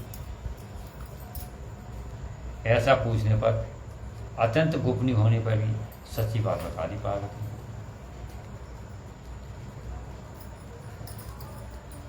उन्होंने कहा कि देवर्षि का उपदेश पाकर मैं भगवान रुद्र मेरे पति हूँ, इस मनोरथ को मन में लिए अत्यंत कठोर तप कर रही हूँ। मेरा मन रूपी पक्षी बिना पांख के ही हठपूर्वक आकाश में उड़ रहा है। यानी मन रूपी पक्षी जो है बिना पंख आदि के हठपूर्वक आकाश में उड़ रहा है। उसके इस आशय की पूर्ति कर सकते हैं और भगवान शंकर ही उसकी पूर्ति कर सकते हैं। ऐसा जान मुनि हंस पड़े और गिरजा का सम्मान करते हुए शैलियों के वचन पूछे कि भेजी तपस्या करने को। मतलब तरह तरह से उन्होंने पार्वती को समझाया बुझाया कि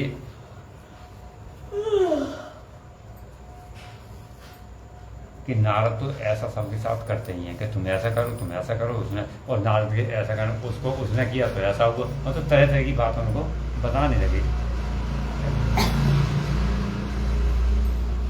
कि उन्होंने तो दक्ष के जो 10,000 पुत्र उनको भी ऐसे भड़का दिया। वे सब के सब तो 10,000 वे चले गए सब तपस्या करने को, तुम्हें भड़का दिया। और विद्याधर चित्रकेतु को उन्होंने ऐसा उपदेश दिया कि उनका घर उजड़ गया। तो उनके तो काम यही है, उनके चक्कर में काय को आ गई जो तब कर रही हूँ। और बाकी मतलब इस प्रकार कहने का मतलब ये सारे कार्य जो तुम कर रही हो नारद के कहने से ठीक नहीं है। और जिनके लिए तुम तप कर रही हो वे तो उदासीन रहते हैं, उन्हें कोई मतलब है नहीं किसी से, घर गृहस्थी से संसार से निर्विकार है। आप कोई मतलब नहीं, काम के शत्रु में काम के कुछ जलाई दिए इस तरह। और फिर चलिए चलो बढ़वी करें तुम्हारी, तो उनका ना कोई घर है, ना द्वार है, ना ठिकाना है, ना कोई सगे संबंधी बंधु बांधव में जो चलो किसी के पास तुम रहो, कहाँ रहोगी। अर्थात जिसके बारे में कुछ पता ही ना हो तो क्यों ऐसे तुम तपस्या कर रही हो, इससे तो कोई और किसी को देख लो, वो जल्दी भी प्रसन्न हो जाएगा। अतः पार्वती तुम्हारा जो रुद्र के साथ विवाह करने का हठ है उसको छोड़ दो और सुखी रहो। जब ये बात उनसे सुनी ऋषियों से तो पार्वती हंस पड़ी और उन मुनियों से बोली, हे मुनीश्वरों, आपने अपनी समझ से ठीक कहा, परंतु द्विजो हे ब्राह्मणों, आपने तो सही कहा अपनी जगह, परंतु मेरा हट छूटने वाला नहीं है। मेरा हट छूटने वाला नहीं है। अपनी बुद्धि से ऐसा विचार कर आप लोग मुझे तपस्या से रोकने का कष्ट न करें कि हम समझा बुझा के इनको तपस्या से रोक देंगे।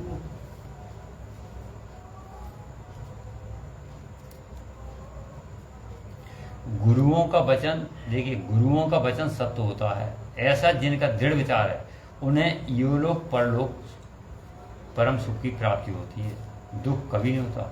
और गुरुओं का वचन सत्य ही होता है, ये विचार जिनके हृदय में नहीं है कि गुरुओं का विचार सत्य होता है तो उन्हें दुख ही दुख है। गुरुओं के वचन का कभी किसी से त्याग नहीं करना चाहिए। अब मेरा घर बसे उजड़े, रहूं ना रहूं, कुछ भी हो, मेरे गुरु ने अर्थात नारद ने जो मुझे उपदेश दिया है मैं उसका अक्षरशः पालन करूंगी और हठ पूर्वक मेरा तब चलता रहेगा जब तक कि भोलेनाथ की प्राप्ति न हो जाए। ये उन्होंने स्पष्ट कर दिया।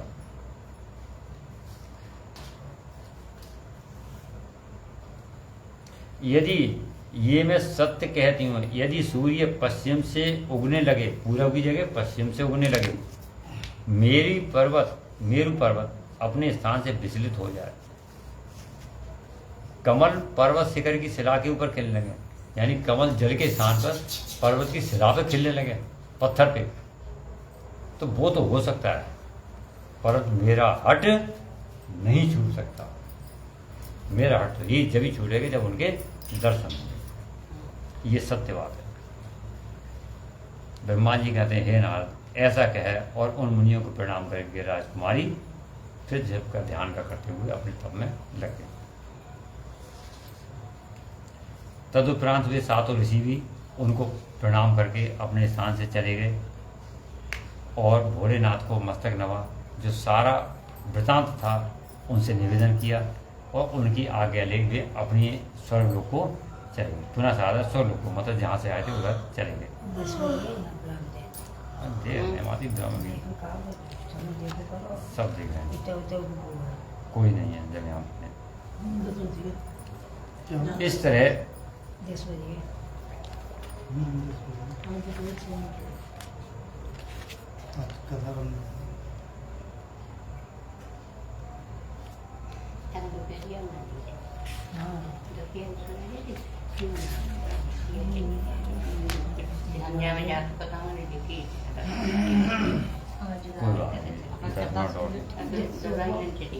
सही। भीतर मत जाते थे। ब्रह्मा जी कहते हैं, हे नारद, उन सप्तऋषियों के लोक में चले जाने पर लीला बिहारी शिव ने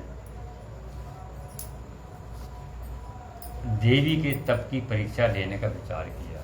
उन्होंने कहा अब तक तो सप्तऋषियों को, अब मैं स्वयं परीक्षा लूंगा। ये जान मणिमन तो वे संतुष्ट थे, प्रत्यक्ष रूप से उनकी परीक्षा लेना चाहते थे, और तो उनकी परीक्षा लेके जटाधारी तपस्वी का रूप धारण किया भोलेनाथ ने, और रूप बना करके, वेश बना करके, जटाधारी बन करके, तपस्वी का रूप बना कर उन वहाँ पहुँच गए जहाँ पार्वती अपने तेज के प्रयास से। कौन सा रूप बनाया जटाधारी भोलेनाथ ने? बूढ़े ब्राह्मण का, बूढ़े ब्राह्मण बन गए। सिर्फ ब्राह्मण ही बनते हैं। और नहीं, बहुत जने क्या कहा, तो बूढ़े ब्राह्मण का भेष बनाया और प्रसन्नचित हो गए, दंड धारण कर लिया, दंड ले लिया, त्रिदंड जैसे दंडी स्वामी रखते हैं, और छत्र ले लिया, दोनों धारण करके पहुंच गए आश्रम में। उन्होंने देखा देवी शिवा सखियों से घिरी हुई बेदी पर बैठी हुई हैं। उन्होंने देखिए शिवा जया विजया से घिरी हुई बेदी पर बैठी हैं, जो बिल्कुल विशुद्ध चंद्रमा की विशुद्ध कला से प्रतीत, चंद्रमा की कलाएं सुंदर होती हैं, ऐसी प्रतीत होती हैं। ब्रह्मचारी का स्वरूप धारण किए हुए हैं। उन पार्वती को देखकर और प्रीतिपूर्वक उनके पास जाकर बोले, हे गए उस अद्भुत तेजस्वी ब्राह्मण देवता को आया देख। उस समय देवी शिवा ने समस्त पूजन सामग्रियों द्वारा उनकी जो पूजन की सामग्री वहाँ थी। अब देखिए ब्राह्मण के लिए चाहे कोई भी सही, ब्राह्मण तो सबका पूज्य होता है। तो उन्होंने कहा ब्राह्मण आए हैं, उन्हें ऐसा मतलब क्या है? तो जो सामग्री थी यशोचित उनका पूजन किया, स्वागत सत्कार किया, और तब पार्थ ने बड़ी प्रसन्नता और प्रेम के साथ ब्राह्मण देव से कुशल समाचार पूछा। और सब कुशल है, ठीक है, किस कारण तुम्हारा आना हुआ? और कहने लगे कि ब्रह्मचारी का इस रूप में जो आपका ब्रह्मचारी का भेष है, आप कौन है, कहाँ से पधारे? हे विप्रवर, अपने तेज से इस वन को जो प्रकाशित कर रहे हैं आप अपने तेज से, मैंने जो कुछ पूछा है उसे बताइए, जो मैं जानना चाहिए कि आप कौन हो, क्यों पधारे यहाँ पर। ब्राह्मण ने कहा, मैं इच्छानुसार विचरण करने वाला ब्राह्मण हूँ। मेरी इच्छा होती है तो मैं घूमने लगता हूँ, जहाँ इच्छा होती है रुक जाता हूँ। तो मेरी इच्छा होगी तो इधर आगे घूमने, इसमें संशय नहीं है। मैं तो दूसरों को वृद्ध ब्राह्मण हूँ, पवित्र बुद्धि तपस्वी, पवित्र बुद्धि तपस्वी और दूसरों को सुख देने वाला और परोपकारी हूँ, इसमें संदेह नहीं है। उन्हीं के कारण से घूमता रहता हूँ। ये भोलेनाथ ने कही है ब्राह्मण वेशधारी हूँ पार्वती से। इसमें कोई संशय बात नहीं है, संशय वाली बात नहीं करना चाहिए। पूछना तुम कौन हो, अपनी बात तो उन्होंने कह दी। अब बताओ तुम कौन हो, क्यों तपस्या कर रही हो इस जंगल में? जो ऐसी तपस्या कर रही है जो पंजे के बल पर खड़े होकर तप करते हैं, उनके लिए भी दुर्लभ है। और तुम ना तो बालिका हो और ना कोई बूढ़ी स्त्री हो, और सुंदरी तरुण जान पड़ती, युवा हो और सुंदर भी हो। फिर किस लिए पति के बिना इस वन में आकर कठोर कर रही हो? भाई बालक करे तो सही है, कन्या हो, चलो कन्या है, वो किसी कारण करे। बूढ़ी स्त्री हो, विधवा हो या कुछ सही, वो चलो अपने उससे घर गृहस्थी कोई मतलब नहीं रहा तो इसलिए तब कर रही है। तुम तो जवान हो, या तो तुम्हारे पति साथ में होता, पति भी नहीं है तो क्यों तप कर रही हो? सुंदर हो, जवान हो।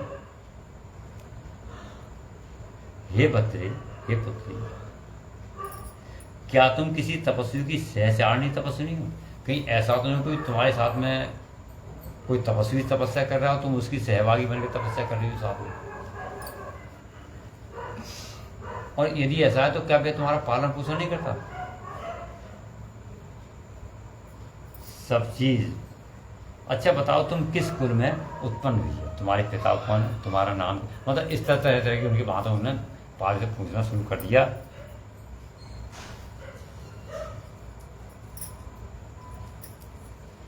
तुम्हारा इस तरह तपस्या करना उचित नहीं है।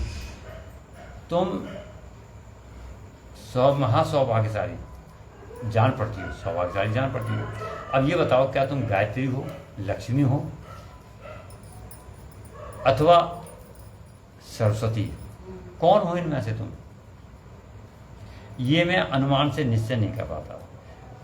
मतलब कौन हो इनमें से, मैं अनुमान नहीं लगा पा रहा हूं कि तुम कौन हो। ब्राह्मण वेशधारी तपस्वी कह रहे हैं। तो पार्वती बोली, हे विप्रवर, न तो मैं वेद माता हूँ, न लक्ष्मी हूँ, और न ही सरस्वती। मैं हिमाचल की पुत्री पार्वती हूँ। पूर्व काल में, इससे पहले जन्म में, मतलब मैं दक्ष की पुत्री थी। सारा वृतांत वो ब्राह्मण को बता रही हैं अपना, कि मैं दक्ष की पुत्री थी, ऐसे हुआ, और जाने पे सारा कुछ उन्होंने बता दिया। ब्रह्मा जी कहते हैं, नारद ऐसा कह गए पार्वती, जब उन्हें सारा वृतांत बता दिया, और उन ब्राह्मण देवता के सामने ही अग्नि में समा गई।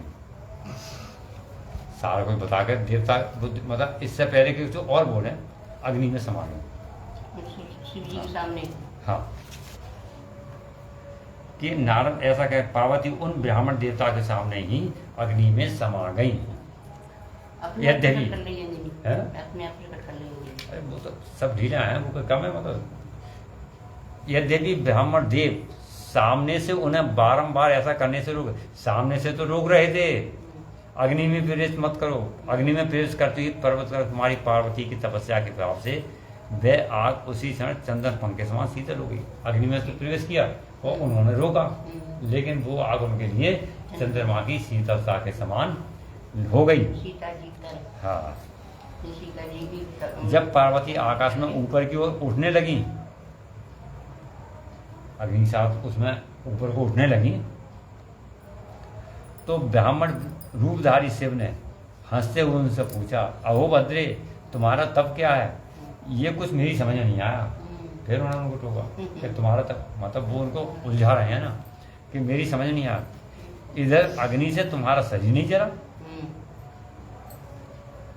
अग्नि तो सबको जलाती थी, तुम तो जली नहीं, तो तुम क्योंकि ऊपर में, तो इससे तो लगता है कि तुम्हारी तपस्या सफल हो रही है, लेकिन अब तक तुम्हारा मनोरथ सिद्ध नहीं हुआ है। लग रहा है कि तपस्या सिद्ध हो रही है, लेकिन मनोरथ तुम्हारा सिद्ध नहीं हुआ, जबकि स्वयं सामने खड़े हैं, लेकिन वो तो उनकी चल रही है। इससे उसकी विफलता प्रकट होती है। अतः ऐसा लगता है तुम्हारी तपस्या हो जाना चाहिए सिद्ध, लेकिन विफलता है, तपस्या तुम्हारी पूरी नहीं है।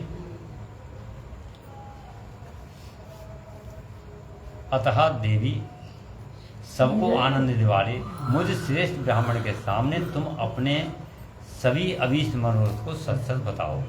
ब्रह्मा जी कहते हैं, नारद, ब्राह्मण के इस बार पूछने से उत्तम व्रत का पालन करने वाली पार्वती से प्रेरित अंबिका ने अपनी सखी को उत्तर देने के लिए प्रेरित कर दिया। उनका तो पहले ही कह दिया, अब उन्होंने जया विजया की ओर इशारा कर दिया, तुम इन्हें बता दो कि मैं कौन, क्या, कैसे, क्या कारण है, सारी बात तुम बताओ। क्योंकि वो सारा कुछ जानती थी, दोनों सखियां उनकी। सखियां बोली, हे साधु, तुमसे पार्वती को उत्तम चरित्र का और इनकी तपस्या के समस्त कारणों का वर्णन करती हूँ। सही है, आप सुनना चाहते हो तो सुनिए। तो जो पार्वती ने बताया वो उन्होंने शुरू कर दिया बताना।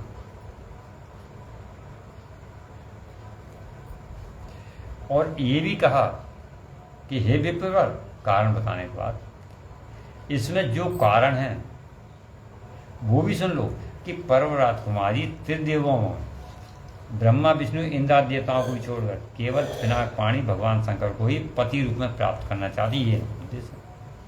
अतः हे द्विज श्रेष्ठ, जो आपने पूछा उसके अनुसार मैंने सारा मनोरथ बता दिया सखी का, मतलब अपनी सखी पार्वती का। अब आप और क्या सुनना चाहते हैं? ऐसा जान हे नारद, विजया का ये यथार्थ वचन सुनकर जला जाता, हंसते हुए बोले, सखी ने ये जो कुछ कहा है उसमें मुझे परिहास का अनुमान होता है। मुझे तो ये लगता है कि जैसे हंसी कर रही है। यदि सब ठीक हो तो पार्वती अपने देवी अपने मुंह से खाएं, तुमसे क्यों कहवा रही हो? जब ऐसा कहा तो पार्वती ने कहने लगी, हे विप्रवर, सारा वृतांत सुनिए। जो मेरी सखी ने कहा वे ज्यों का त्यों सत्य है, उसमें कुछ असत्य नहीं है। यद्यपि जानती हूँ वह दुर्लभ वस्तु भला मुझे कैसे प्राप्त हो सकती है, फिर भी मैं तपस्या कर रही हूँ। और ऐसा कह पार्वती चुप गई। उनकी बात सुनकर ब्राह्मण हंसने लगा।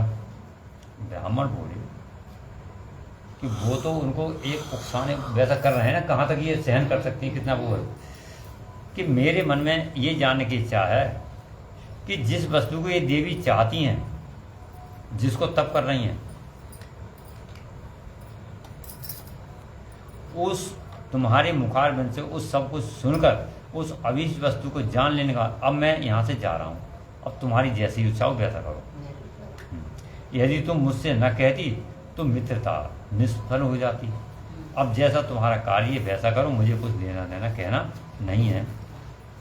ऐसी बात कहकर ब्राह्मण ने ज्यों ही जाने का विचार किया, त्यों ही देवी पार्वती ने प्रणाम करते उनसे कहा, हे विप्रवर, आप क्यों जाएंगे? ठहरिए, मेरे हित की बात बताइए। ऐसा कहने पर दंडधारी कि तुमने कुछ पूछा ही नहीं, मेरा हित क्या है? तुमने ठीक है बताओ। बोली, हे देवी, मेरी बात सुनने का मन है और मुझे भक्ति भाव से ठहरा रही हो। अब तुम भक्ति से ठहरा रही हो, चलो मैं रुक जाता हूँ, मैं बता रहा हूँ तत्व की बात, जिससे तुम्हें ज्ञान हो जाएगा। और महादेव जी के प्रति मेरे मन में गौरव बुद्धि है, अतः मैं उनको सब प्रकार से जानता हूँ। तो भी यथार्थ बता रहा हूँ, फिर भी मैं तुम्हें बता रहा हूँ। मैं तो जानता हूँ उनको, पर तुम्हें ही बता रहा हूँ। सुनो ध्यान से।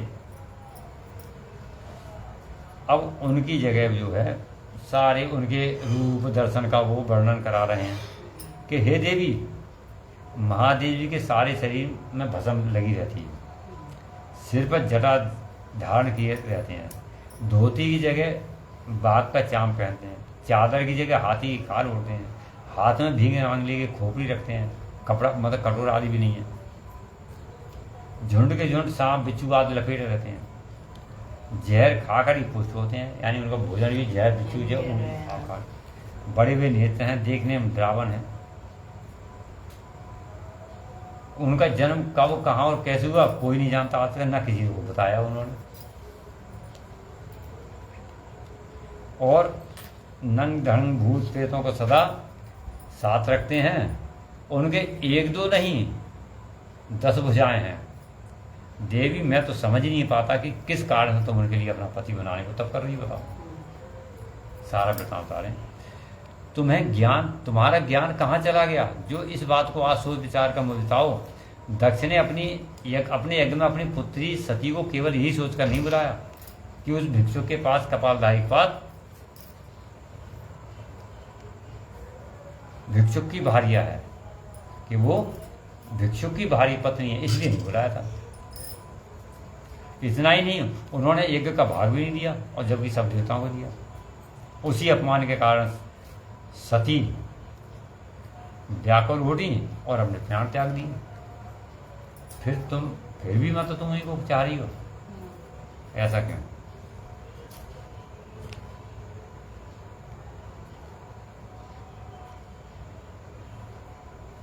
हे देवी,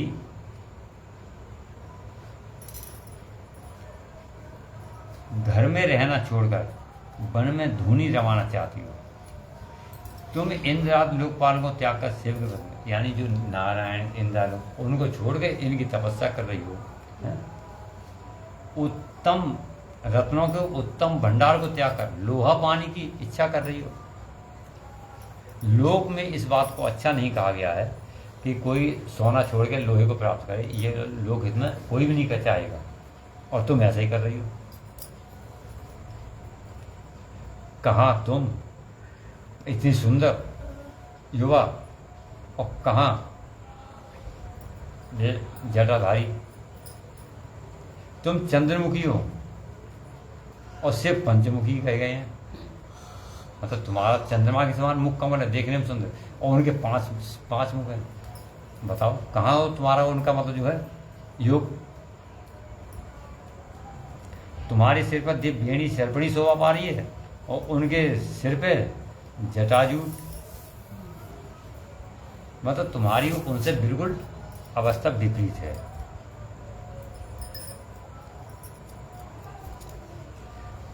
तुम एक मृदंग की मधुर ध्वनि के समान हो और उनकी डम डम डमरू की आवाज, डिम डिम।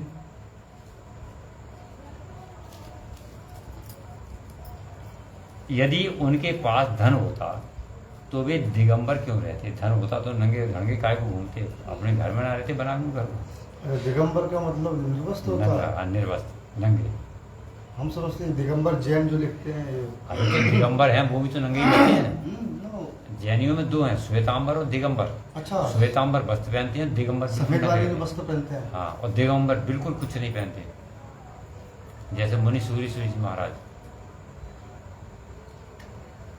और धन होता तो अच्छी भली कोई सवारी रखते। जब धन नहीं तभी तो उनके पास एक बूढ़ा बैल है जिस पर बैठ के घूम लेते हैं जहाँ तक। हाँ, नंदी को कह रहा है हाँ, बूढ़ा बैल। बूढ़ा बैल है। स्वयं भोलेनाथ बता रहे हैं अपनी तारीफ में। देखिए पार्वती के सामने बता रहे हैं, मतलब कह रहे हैं किसी तरह से अब भी इनके मन में कुछ चेतना है, लेकिन नहीं। कन्या के लिए ढूंढे जाने बरों में जो नारियों को सुख देने वाले गुण बताए गए हैं, उन गुणों में मतलब वर से जो गुण देखते हैं कन्या को सुख मिलेगा उस घर में जाकर, तो उनमें एक गुण ना है जा सब कन्या सुख पा जाए, मतलब तुम्हें सुख मिले। एक भी उनमें गुण नहीं है जिससे तुम्हें सुख मिले। हाँ, जिनको तुम तब कर रही हो इतना भारी। अतः मुझे तो ये संबंध अच्छा नहीं लगता। मुझे तो ये संबंध अच्छा लगता नहीं। वैसे भाई तुम्हारी इच्छा, और हम चले फिर, और क्या कहें। जब नहीं मान हमारी ओर मानो तो मन हटा लो, हमारी बात मानो तो अब जो चाहो तुम करो, मुझे तो कुछ कहना नहीं है। मैंने जो कहना था कह दिया। ब्रह्मा जी कहते हैं नारद, ये सुनकर पार्वती शिव की निंदा करने वाले ब्राह्मण पर मनी मन कुपित हो उठी और उनसे इस प्रकार बोली। अब तक तो सुनती रही, तो एक प्रकार से शिव की निंदा ही तो कर रही थी। और ये कहा ही शास्त्रों में, कोई गुरु की निंदा और अपने इष्ट की निंदा तो सुने वो या तो नरक में जाता है या फिर, तो अब तक सुनती रही। अब उन्होंने कहा, पार्वती बोली, बाबा जी अब तक तो मैंने समझा था कि कोई दूसरे ज्ञानी महात्मा आ गए हैं। अब थोड़ा अपना उसमें आ गई। अब तक तो मैंने जाना कि ज्ञानी महात्मा आए हैं ब्राह्मण के वेश में, परंतु अब ज्ञात हो गया कि आपकी कलई खुल गई कि आप कौन हैं। अब पता चल गया कि तुम हो कौन असली में। क्या कहूं उस दिशा में कि ब्राह्मण अवध्य है, ब्राह्मण को मारना नहीं चाहिए, ना ही गलत शब्द कहना चाहिए। हे ब्राह्मण देवता, आपने जो कुछ कहा है वह मुझे ज्ञात है, वह सब झूठा ही है। तुमने जो कुछ कहा तुम क्या हो गए मुझे मालूम है, और सब झूठा है जो तुमने कही। एक भी बात तुम्हारी सत्य नहीं है। तुमने कहा मैं शिव को जानता हूं। यदि आपकी बात सही होती तो अपनी बुद्धि के विरुद्ध बात नहीं बोलते। पार्वती ने कहा, तथाकथित अद्भुत वेश धारण कर लिया करते हैं। कभी कभी महेश्वर अपनी शक्ति से वेश धारण करते हैं, ये ठीक है, परंतु वास्तव में साक्षात परब्रह्म परमात्मा है। ये ठीक है कि वेश धारण करते हैं जैसा मर्जी, जैसा तुमने कहा, परंतु वास्तव में साक्षात परब्रह्म परमात्मा है।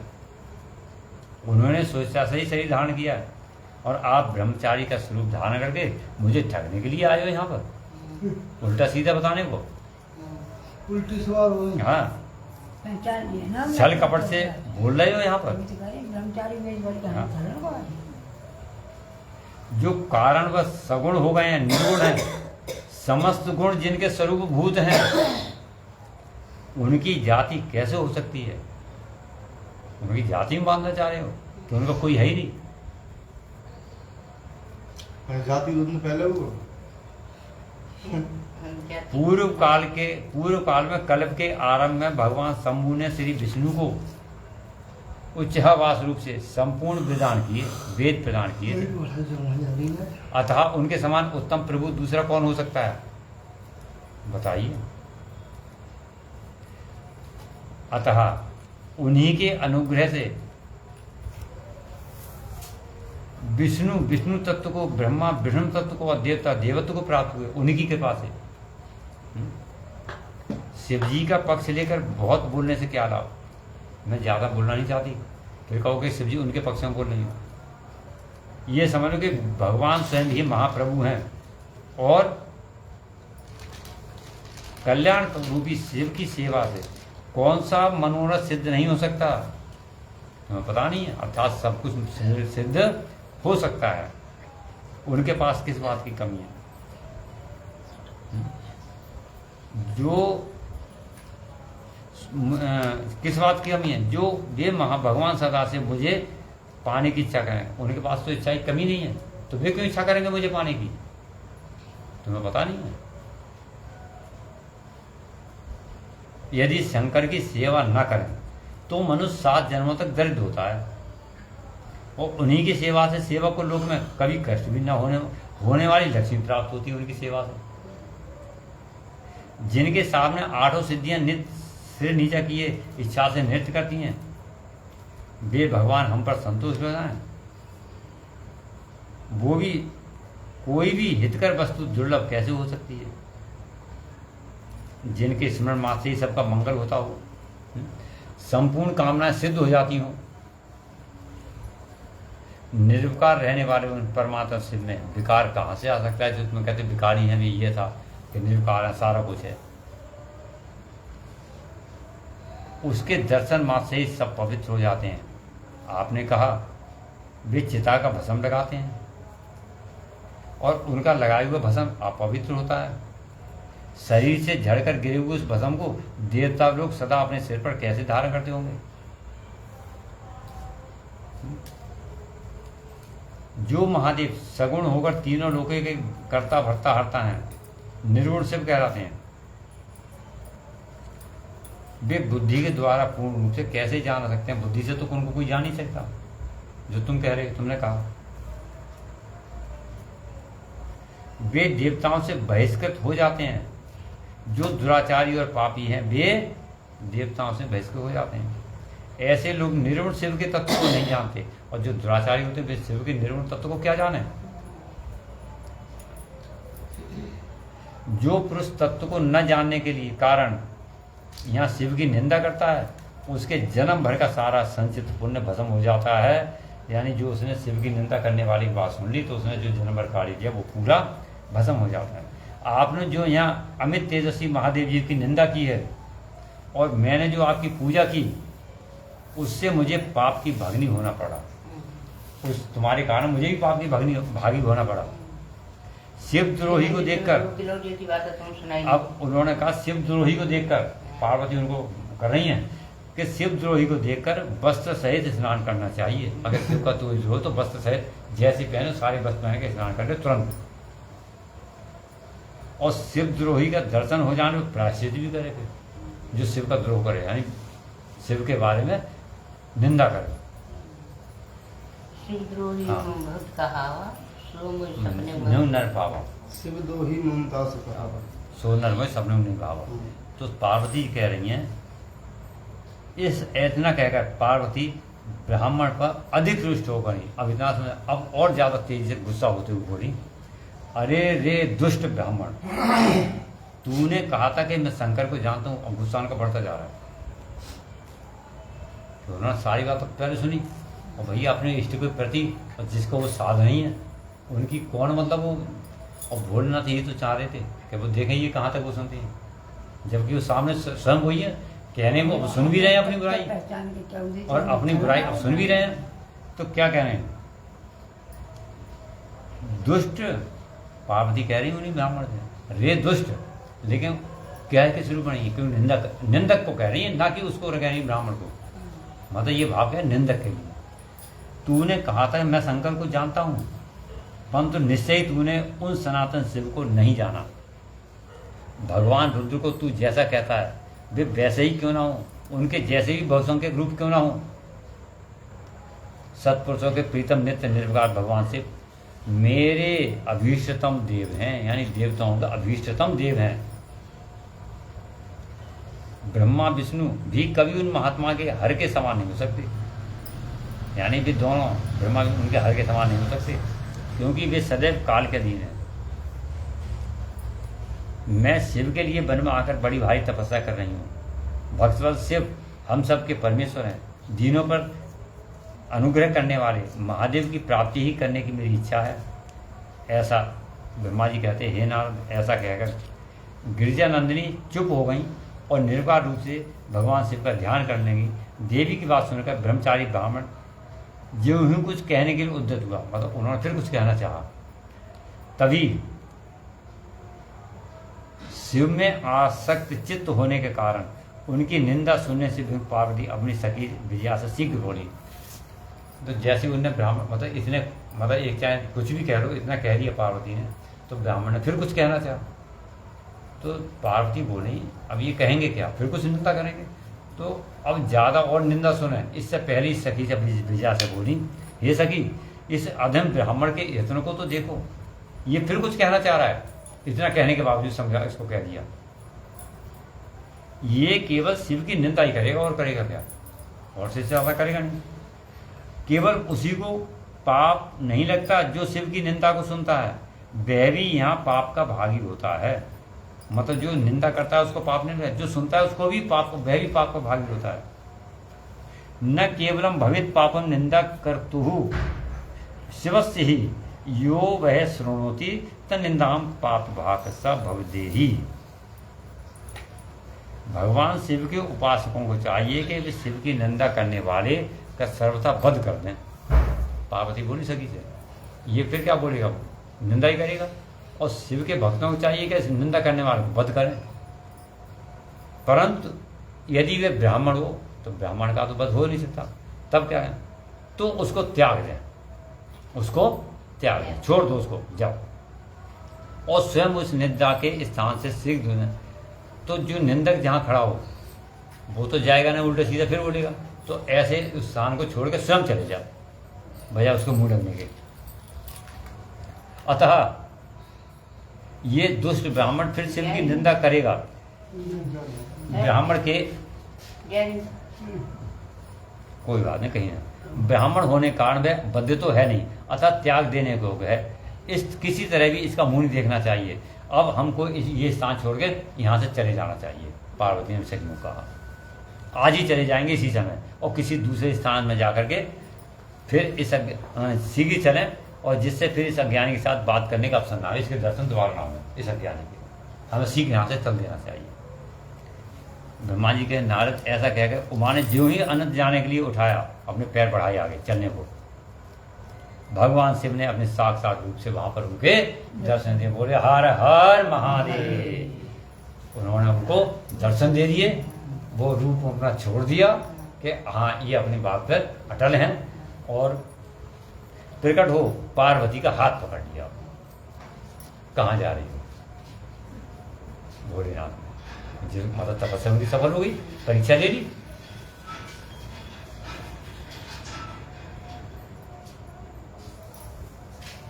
और जब हाथ पकड़ लिया, शिवा जैसे स्वरूप का ध्यान करती थी वैसा ही सुंदर रूप धारण करने से उन्हें दर्शन, शिवा ने जो ध्यान में रूप किया था, ध्यान वैसे ही रूप में उनको दर्शन दिए भोलेनाथ ने। इसके बाद पार्वती पर लज्जावश रुक गई और सिर अपना नीचे झुका लिया, और फिर शिव उनसे बोले, हे प्रिय, मुझे छोड़कर कहाँ जाओगी अब मैं फिर कभी तुम्हारा त्याग नहीं करूंगा। जो सती का किया था, उन्होंने कह दिया अब कहाँ जाओगी छोड़ के, अब मैं त्याग नहीं करूंगा तुम्हारा। मैं प्रसन्न हूँ, बर्बाद हूँ, मुझे तुम्हारे लिए कुछ भी अधेय नहीं। देवी, आज से मैं तपस्या के मोल खरीदा हुआ तुम्हारा दान। तुमने ये समझ लो कि मैं तुम्हारे बड़े दिन बढ़ी, तुमने तपस्या को करके यानी तपस्या से मुझे खरीद लिया। कोई पैसा से खरीदते, उसी चीज़ की वस्तु हम पैसे से खरीद के लाते हैं, तुमने तपस्या से मुझे खरीद लिया। मतलब इतनी भारी तपस्या तुमने की है, अब मैं तुम्हारा दास हो गया हूँ। अब तुम्हारे बिना मुझे एक क्षण एक युग के समान जान पड़ता है। लज्जा छोड़ो, तुम मेरी सनातन पत्नी हो गिरिजानंदिनी महेश्वरी। मैंने जो कुछ कहा है उस पर श्रेष्ठ बुद्धि से विचार करो। सुस्थिर चित्त वाली पार्वती, मैंने नाना प्रकार से तुम्हारी बारंबार परीक्षा ली। बता रहे हैं, लोक लीला का अनुसरण करने वाले मुझ स्वजन के अपराध को क्षमा। अब मैंने लोक लीला के बस जो तुम्हारी परीक्षा को जो अपराध करो यानी भेष बन के आए और जो कुछ तुमसे कहा वो मुझे क्षमा, वो उस अपराध को क्षमा कर दो। सिवे तीनों लोगों में तुम्हारी जैसी अनुरागिणी मुझे दूसरी कोई दिखाई नहीं देती। मैं सर्वथा तुम्हारे अधीन हूँ, तुम्हारी इच्छा पूर्ण हो हे प्रिय मेरे पास आओ, तुम मेरी पत्नी हो और मैं तुम्हारा वर हूँ। तुम्हारे साथ मैं शीघ्र निवासान उत्तम पर्वत कैलाश को चलूंगा, मैं तुम्हारे पास कैलाश को चलूंगा। ब्रह्मा जी कहते हैं, हे देवादेव महादेव कि देवादेव महादेव के ऐसा कहने पर पार्वती देवी आनंद मगन हो थी। उनका तपस्या जनित पहले का सारा कष्ट मिट गया। अब जो उनका कष्ट या विषाद था ब्राह्मण के आने से जो वो सारा दूर हो गया, सारी थकावट दूर हो गई, क्योंकि परिश्रम का फल प्राप्त हो गया। जब परिश्रम का फल मिल जाए तो सारी कष्ट दूर हो जाते हैं। प्राणी का पहले सारा का सारा श्रम नष्ट हो, वो श्रम नष्ट हो जाता है जो कष्ट परिश्रम। इस प्रकार उनकी तपस्या सफल हो गई, शिव जी के दर्शन हो गए। अब आगे की कथा फिर आगे, मतलब तपस्या का पार्वती को फल मिल गया। अब आगे की कथा कल की कथा, कल भी कीर्तन है कल कीर्तन कल शिव और पार्वती की बातचीत। अब तो सोमवार हाँ तो ठीक है, तो लेट ना हो, आज कीर्तन की वजह से तो लेट हो जाता है। 7 साढ़े 7 कब वो क्या पार्वती? अब सारा काम तैयार है उसका, लेकिन अभी तो समय, अभी तो भोलेनाथ अभी तपस्या और लेंगे। अभी तो नटराज बन के जाएंगे, नट नाचन कूदन वाले नट बन के जाएंगे उनके घर पे। हमें तो कह देंगे तुम जाओ। अभी तो देखिए, अभी तो कल की कथा में कह रही हूँ भतीजो, तो कह रही जब शिवजी ब्याह हुए अब सो आई हुई तीन सो भी आई हुई अपनानी ब्याह हुई तो हम जरूर तो अब ये यहाँ तो 3-4 दिन तो वो तो वो कोई ब्याह तो 3-4 दिन जब पार्वती को प्रसंग शुरू ऐसे होता हिसाब से है तो 2 सावन चाहिए कथा को। जो 2 सावन 10 चाहिए कथा को। अब 2 सावन चाहिए कथा को। नहीं तो नहीं भादों में हो पाएगी पूरी। अरे कोई बात नहीं, तो अभी कथा चल रही है। आगे ना पहुंचे। अरे आदि को मत छोड़ो, मूल कथा देखिए, मूल कथा तो यही है यहाँ पर। बाकी तो सब आगे तो ऐसी फिर जाती है। कथा वो है, वो अलग सुनाने प्रकार वाले है। आगे नहीं सुनाते मेन हैं, तत्व जिन्हें जो है तक सुनाते तत्व हैं। रुद्र संग पार्वती और कुमार खंड, ये सावन में 3 तो खंड सावन मतलब जो में। है ये मुख्य है, बाकी तो फिर ऐसे चलते हैं। इन्हीं 3 खंडों में सारा सार है। गणेश तीन चौथ घंटे हुई सुना ना, गणेश चौथ पहले कथा होती तो कथा हम गणेश चौथ में करवाते हैं। हाँ, और तो तब सूझ- कल की कथा में रहेगा जो आज उनका उन्होंने दर्शन दे दिए, पार्वती से संक्षिप्त वार्तालाप कर दिया कि हम कथा में अब कैलाश जब चले। रामायण होती थी तो ताऊ जन्माष्टमी तक कराते थे। हाँ जन्माष्टमी अरे तो तो वही हो वही जाती है। जन्माष्टमी कथा गणेश, हुई, उसके तो बाद फिर गणेश बात चौथ तो ही ये है, कल पिछले साल वही भी चीज है, हुआ मतलब ना। बात वही वही जन्माष्टमी तक तो। हाँ। पिछले साल तो इस प्रकार पिछले साल से हुआ और कथा हो करती रामायण वो कभी तक हो कायदा ये कल की कथा में सावन में खत्म हो अरे, जाना चाहिए। कल की कथा में शिव पार्वती की बातचीत, शिव का पार्वती के अनुरोध को स्वीकार करना, अर्थात उनको कहना कि हमारे पिता के या जो भी जैसे करो। पार्वती का पिता के घर में सत्कार, पार्वती के घर में पहुंचना, महादेव जी के नट लीला का चमत्कार, उनका मैना आदि से पार्वती को मांगना, आदि बता कथाएं कल की उसमें सम्मिलित होंगी। आज यहीं पर तो आज हाँ यहाँ विराम करते हैं। तो चलो आप जी करती है चलो कीर्तन में बोलो, कीर्तन में बोलो। इसके बोलिए। श्री शिवाय नमस्तोभ्यं, श्री शिवाय नमस्तोभ्यं, श्री शिवाय नमस्तोभ्यं, श्री शिवाय नमस्तोभ्यं, श्री शिवाय नमस्तोभ्यं। ओम नमः शिवाय, ओम नमः शिवाय, ओम नमः शिवाय, ओम नमः शिवाय, ओम नमः शिवाय, ओम नमः शिवाय। हर हर महादेव, उमापति महादेव की जय।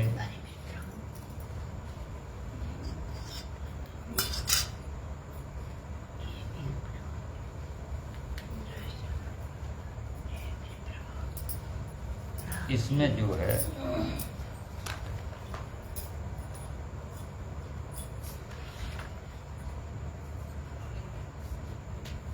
सब माचिस ना है, माचिस भाई की होगी या ऊपर देख लो। माचिस जान बत्ती ना है। तो ऊपर पैकेट है, वहाँ बत्ती छोटी माचिस नहीं, तो एक ऊपर पैकेट रखा है, वहाँ देख लो ऊपर के खाने में। अच्छा ये किताब आती है वहाँ में पुलिस वाली शंकर जी की शादी पड़ी तो जाती है। ये फिर फिनिश कर रहे हैं। शंकर जी को शिवपुराण बहुत बड़े होता है, लेकिन ये तीन ही खंड सावन के महीना में ना लेकिन ये